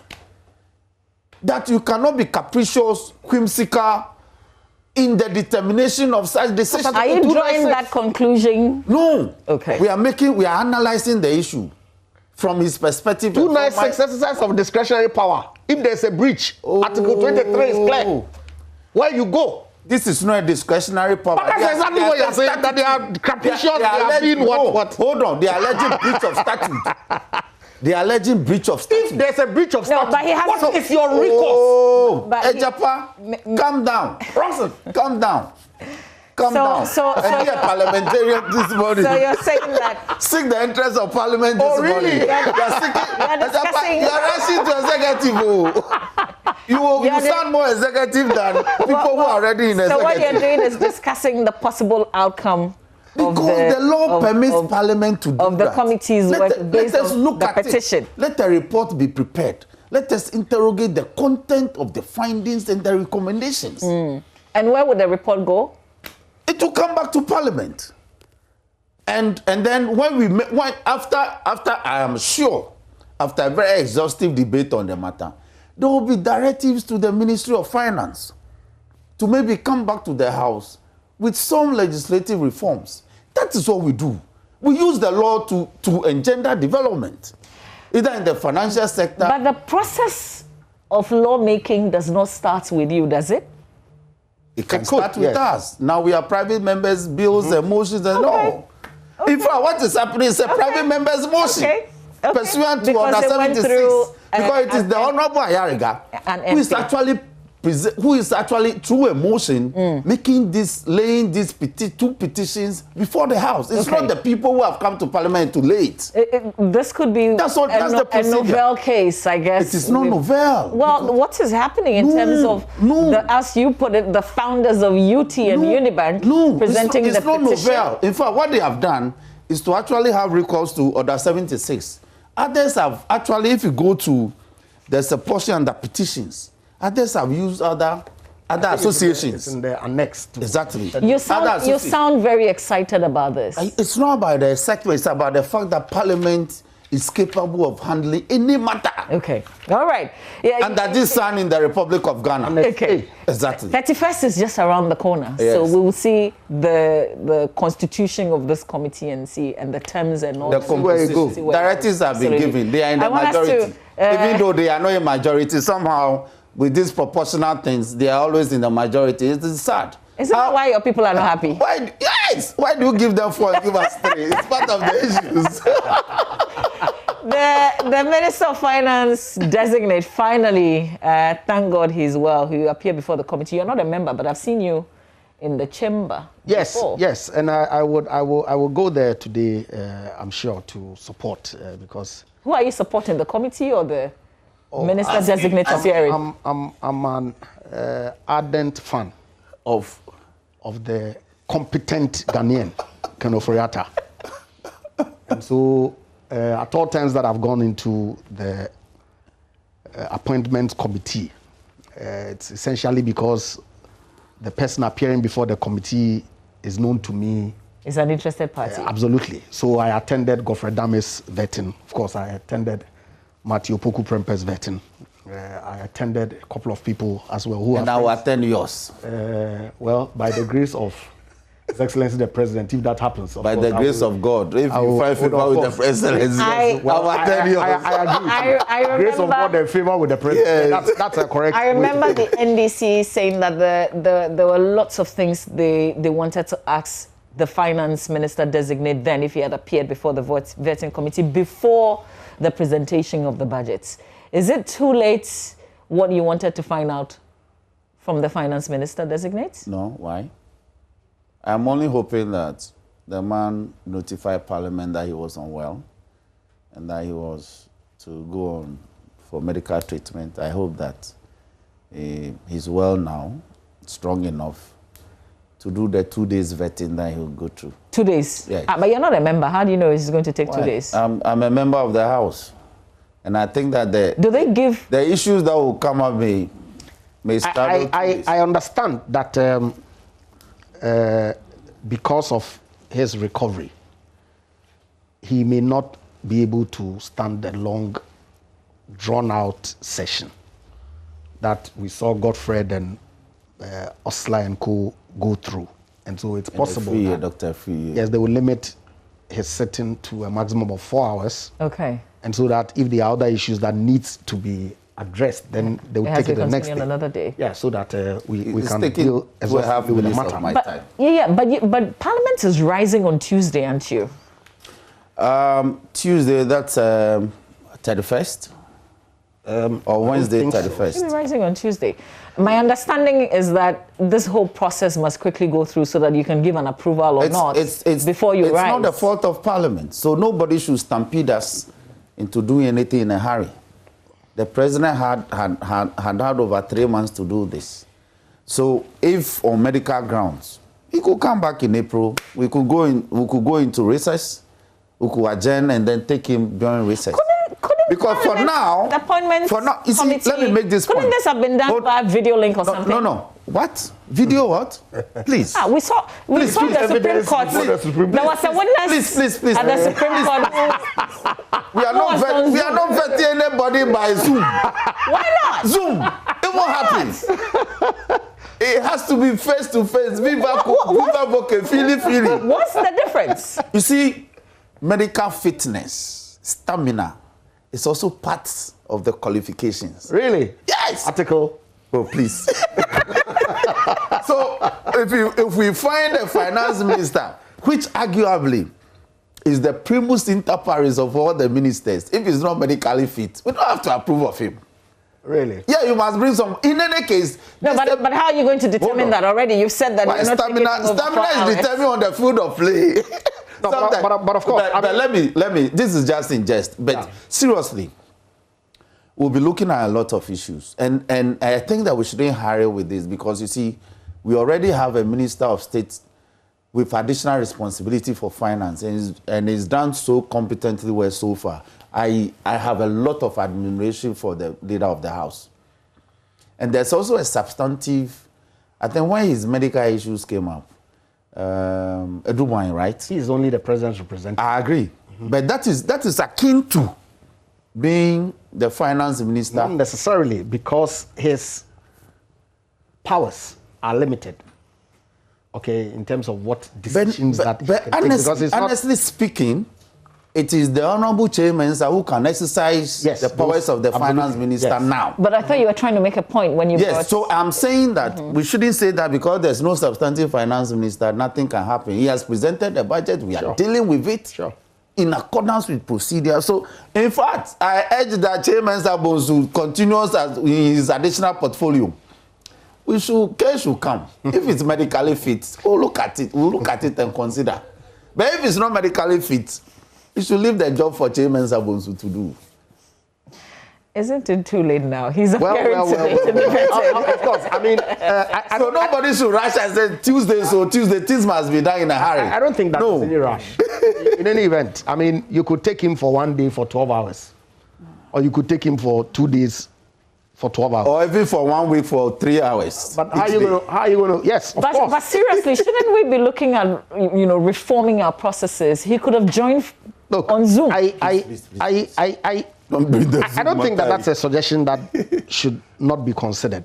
But I'm saying that he asked for permission to travel.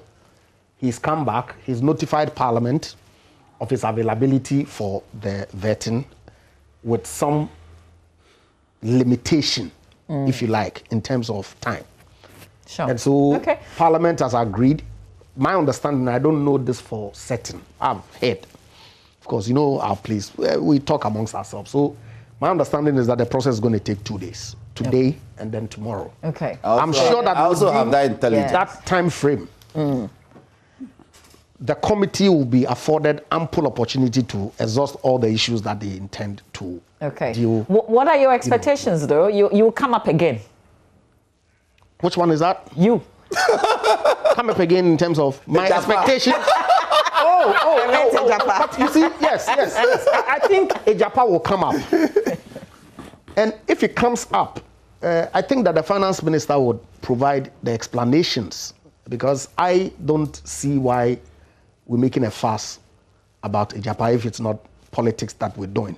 Because right through November 2017, when the 2018 budget was presented, the intention of government to monetize our mineral royalties was indicated. Indeed, in that year, 2018, a law was duly submitted to Parliament for consideration and approval. Yeah, but I thought that we all did agree, based on everything that happened, that in the form that it appeared, the Ejapa deal, not at all, wasn't good. Look, not at all. Hold on. We're going back to matters that apportioning the times. I'm actually wrapping up. This was just expectation. So please don't go into I'm not going to go into detail. After he speaks, we'll come back and discuss it. The only issue that I found legitimate with respect to the Ejapa transaction was the question of value. Whether we were getting good value for the 1 billion capitalization that had been put on it. Just 30 seconds. And the finance ministry duly provided responses that, look, thank you. That is only a book value, and that the book building process would indicate the value. Apart from that, the rest of it is politics. What are we talking about? Thank you, Mr. Messiah. Tone down very quickly. And calm down. Mama V1, did you hear us raise corruption issues with Sino Hydro? That is use of minerals for monetization. Did you hear us? We're talking about the quantum, but not the terms of the transaction. The only issue we raised was that... Are you still talking about Ejapa? No, yes. Asking about your expectations. No, he said that from 2018, intention of government had been evinced in their budget statement. And I'm saying that... This is not a matter of fact. Yes, and I'm saying that Sino Hydro is a similar transaction. The minerals investment fund to Parliament. I'm saying that Sino Hydro... Was that law not passed that gave Ejapa, you were... The MIF right to set up... Mr. Ejapa, I want to wrap up. Look, Ejapa, when there are conflicts, you have to take it to Jesse. Our courts have been denying the authority to go into... This is my chamber. The law. Which law? That said that law? I'm afraid. Company which law can be incorporated in any jurisdiction. What was your understanding? As speaker of this chamber, which law? I am ruling that I am going. So Ejapa is a scandal, it's a dirty deal. Look, when the president says he's bringing it back, he's worsening his situation.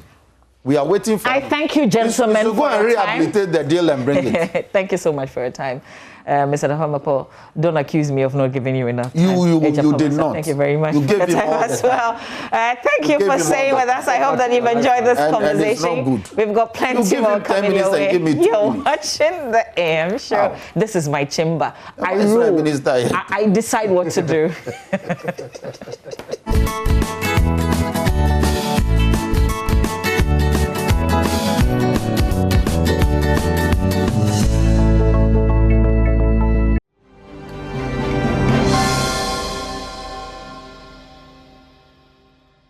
Well, Welcome back on the AM show, and from all the banter with our members of parliament, we talk agriculture now. Now, here is the reality. By the year 2035, a whole lot of African youth are actually going to be out of work. About 30% of them. That is equal to about 350 million jobs that we would need to create in some 14 years. How exactly are we going to fill that gap? This morning, we talked to AgroMinds, which is trying to actually empower African youth in terms of those driven by agriculture. That's why we're having this conversation this morning. And to quickly move on and introduce our guests, Stephen Inshirodatifiu is the Executive Director with AgroMinds Africa Challenge. We also have Mr. Francis Osei, Managing Consultant, IESO Agri-Business Consult. Gentlemen, a very good morning to you. Good morning. Thank you so much for joining the conversation. Now, let's get right down to it. AgroMinds. Right. Tell us a bit about this group. Right. So AgroMinds is pretty much an empowerment platform that supports agribusinesses across Africa with equity financing to grow and scale the agribusinesses. And so we've created a platform that brings equity investors into the space. They interact with these finalists or these candidates who are agripreneurs in their own right, and they pitch to secure financing for their businesses. So we're pretty much gravitating away from the typical grant or debt facilities that most agribusinesses across the continent are accustomed to. And we're introducing the concept of equity financing, where an investor takes a share in your business in exchange for a percentage ownership. And so that's how we're trying to revolutionize the thinking behind financing for agribusinesses across the continent, targeted at youth-driven enterprises. Yeah. So why not adopt the approach of grants or debt? Why go the way of equity? Well, Mr. Say, do you want to take that? Okay. So I mean, we know the issues we've had with debt. You would approach a bank, and there are difficulties, especially when it comes to agriculture. All right. Some of the time you don't get how much you need. Some of the time you don't get at all. If you play in the grant space, people who give grants have their own amounts, and it may not even be up to what you need. All right. In other jurisdictions, equity is what sees to the growth of a business, because there other people decide to share the risk with you. All right. They jump into it, the business with you, and they share the risk, and of course then the returns. But if you look at the usual lenders, they are becoming systematically risk averse all across Africa. Especially on the back of COVID-19. Much worse in that situation. All right. And so that is the gap that we intend to bring on board for the young people in Africa who are engaged in agribusinesses. Okay, but why have you capped it at $150,000? All right, so we are. There are a few principles that we want to settle on. We are looking at the value. Okay, if somebody has to take equity in your business, there should be a certain value that the business has for which is taking a certain percentage. Now, most of the businesses, agribusiness owned by young people, and those which want to grow have limited value in terms of when you put monetary value to the business. We think that we also don't want to take more than 50% of anybody's business, because the young person set up his business. So up to $150, from $10,000 to about $150, in our view, is the range we want to play. Yeah. To take up to 49% maximum, so that the original business owner still has the majority shares.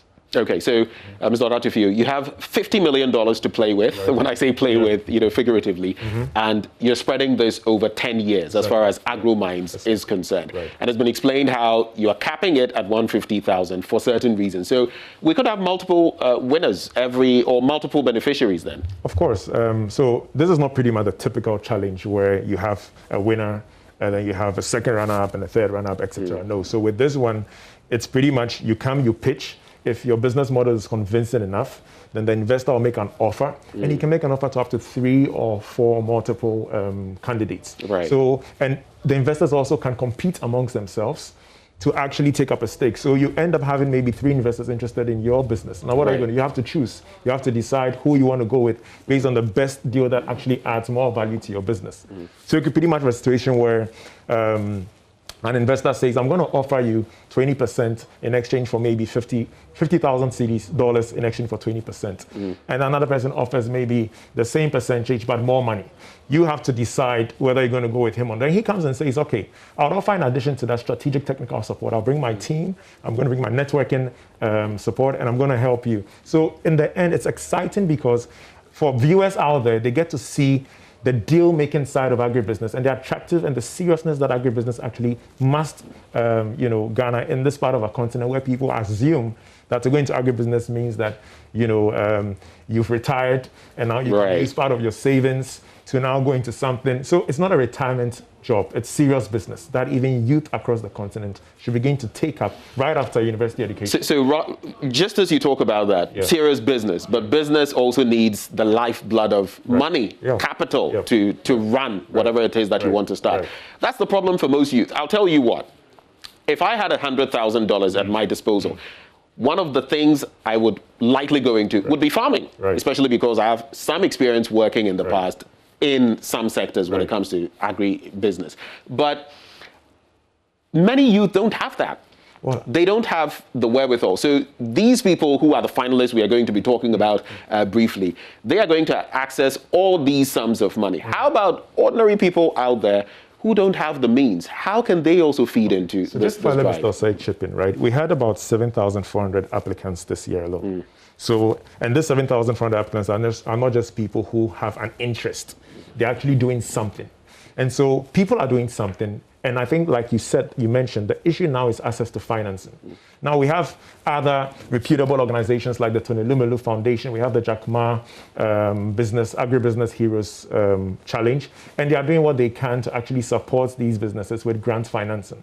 And so we feel that in order to get off your laurels, to just stay away from your comfort zone, at least try and find a partner that you can work with and that can help you scale your business. And most of these businesses that have applied, first of all, assumed that we're actually a grant-based organization. So it shows the perception and the mentality of our youth for getting free money. And about 80% of them also are sole proprietors. They do not want to have somebody else coming into their business and working with them. And if you look at the top 250 businesses in Africa that are, publicly traded anyways, only 50 of them are agribusinesses. And of that, none of them are from Ghana, and just 2 are from West Africa. And most of them are dominated from South Africa, Kenya, and Egypt. So you can see clearly that a lot of our youth are not interested in building businesses that encourage partnerships, that allow you to accelerate your growth and your business. And so that's where we feel that there is an interest, but it's the mentality of going into the space that allows them to assume that it's always free money to start an agribusiness project. So you're trying to disabuse the minds of the youth alongside, starting this program. Let me come to you, Mr. Osei. Now, maybe something we really need to look at the basis of all of this. Why do you feel, because your initiative feeds into some of the SDGs to eradicate poverty, to ensure that people live, with some dignity. And the point to be made is, why do you feel agriculture is the way to bring this about, especially on the continent of Africa, to let people have the means of living well? Okay, so it's long been established. The World Bank has a report, an annual report they call World Development Report. Right. World Development Report 2008 established clearly that agric is probably the leading sector to alleviate poverty, to have inclusiveness, and to create youth employment. That fact has been established unequivocally. It says for all of us to play a role to make that a reality, all right?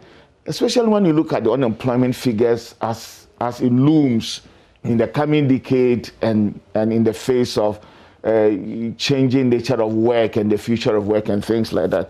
It becomes very imperative that we empower the youth.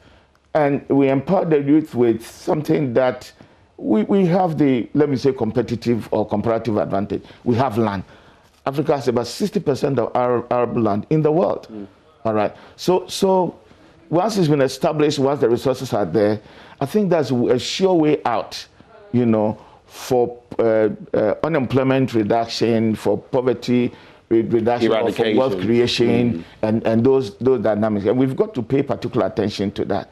And of course, that will also impact our own economies here. Absolutely. If people are doing well in agribusiness, it will reflect on the general economy. I mean, you know about Brazil. I mean, the agribusiness sector drives the economy of Exactly. You know, with huge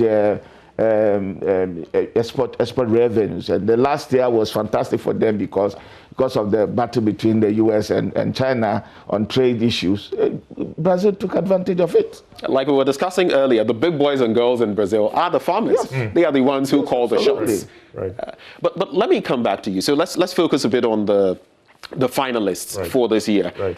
So many applying from across Africa. You've narrowed it down to 23. Right. 7 Ghanaians, 16 non-Ghanaians. Right. And this is starting from tomorrow to Sunday, the 26th to the 28th. Yes. Tell us a bit about these finalists, a bit about the processes they went through, and what we can expect over these 3 days. Right. Benjamin, it's been an interesting year. I mean, I've never seen anything like this before. And we actually opened applications in February 2020. And we closed the application window in, I think, July. And then we were actually poised to have the event, I think, somewhere in September. And I think COVID at the time, rampaged, and ravaged every part of business and every plan that people basically had. And so we had to push it to December. And then, we had a few issues with the spike due to the festivities, etc. And we're actually poised now to have it in January. And then, unfortunately, 2 of our investors contracted the COVID-19, and then we had to actually postpone it again. Okay. And so we're like, look, for the nature of equity financing, it's important that there's a physical interaction between the investors and the finalists. And and that was why we had to fly them in to come in and physically pitch to the panelists. And realize that, look, we can't wait on COVID because it's pretty risky. We don't want to really endanger the lives of those involved at the fiscal pitch. So we decided, look, let's do a virtual pitch event, at least just for this year, but we'll continue to stick to the physical nature of it in the years to come. And so we decided to have a virtual pitch event starting tomorrow. For the Ghanaian finalists who are located here in Ghana, they would come and physically pitch to the panel. Of course, all the COVID protocols will be observed.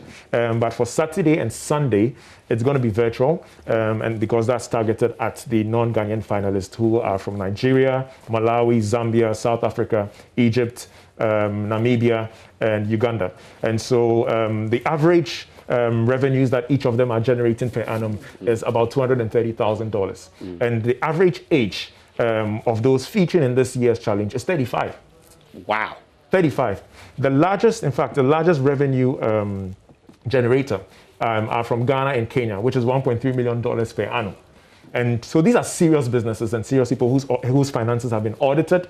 We've gone through all of that process. And so they are coming with hard figures, hard facts, and they have to present as convincingly as possible. And so that's the demographic of the finalists for this year. Yeah. Very driven and highly successful. Yeah. Beyond the money, beyond the equity, what else is AgroMinds and together with your partners, what are you hoping to deliver to these agribusinesses? So in a typical pitch session, right, like I said, the investor or the nature of equity financing is not just to invest money, it's to come in with your experience as an investor and support the business with strategic technical assistance based on exactly the nature of the agribusiness that you are actually invested into. So if you look at one of the investors like maybe Jerry Pax, for example, of Injara Agricultural Holdings. So he may pick up a business maybe into invoice financing, for example.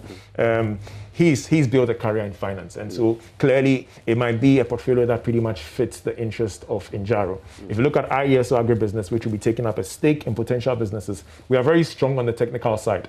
And so if we're going to invest in the business, we want to make sure that there are either gaps in the technical aspect of the business that we can fill in and add value in addition to the money, or then we can come in with some kind of networking support, because sometimes it's not really an issue of finance, it's an issue of networking and strategic technical assistance. And so that's the plethora of support that we are providing to these finalists in terms of the offer that we made to them from the investor. Okay, let me come to you now, Mr. Osei. I was talking about the youth in agriculture and how they can tap into this. And if you look at the story of Jerry Pax, you just spoke of him. I mean, We can talk about John Dumelo.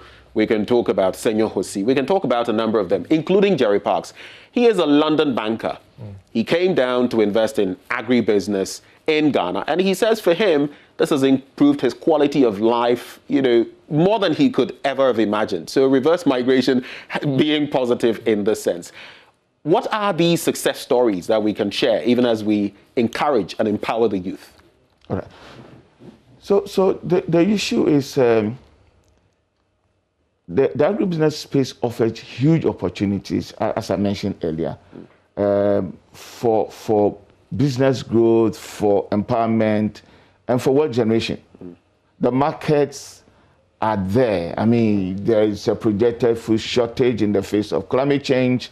The populations are growing, and it's for all of us to focus on the sector and do the right things and create many more of the Jerry Parks. Right. Many more of the Jerry Parks. People have huge potential, but some of the time they do not know where to pass to take advantage of the potential, and that's where challenges of our type come in. All right, they like the agromites. We are envisioning that after a decade, we should have some multinationals emanating from this challenge, some multinationals in the agribusiness sector.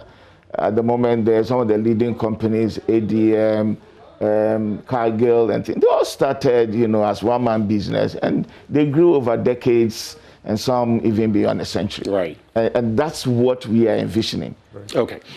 Let me come back to you, Mr. Odati. Now, before we talk about what do we expect in the event, what is going to encompass, the timing and everything, this one at least has come full circle. For those who may be listening to us, watching us this morning and be thinking, oh, I would have wanted to participate in something like this.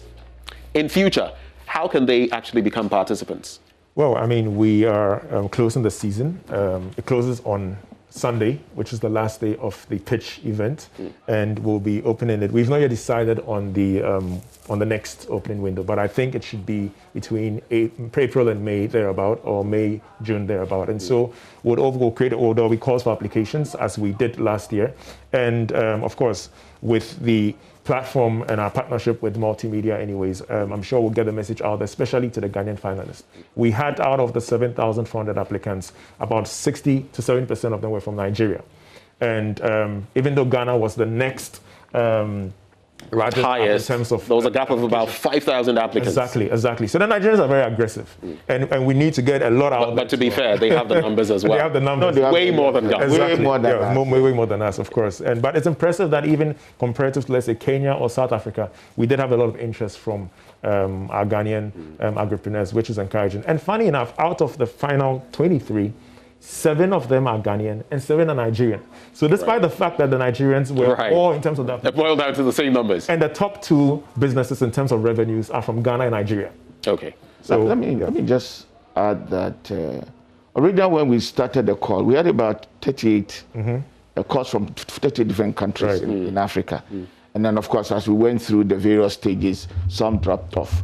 So this was really a very broad circulation of the call.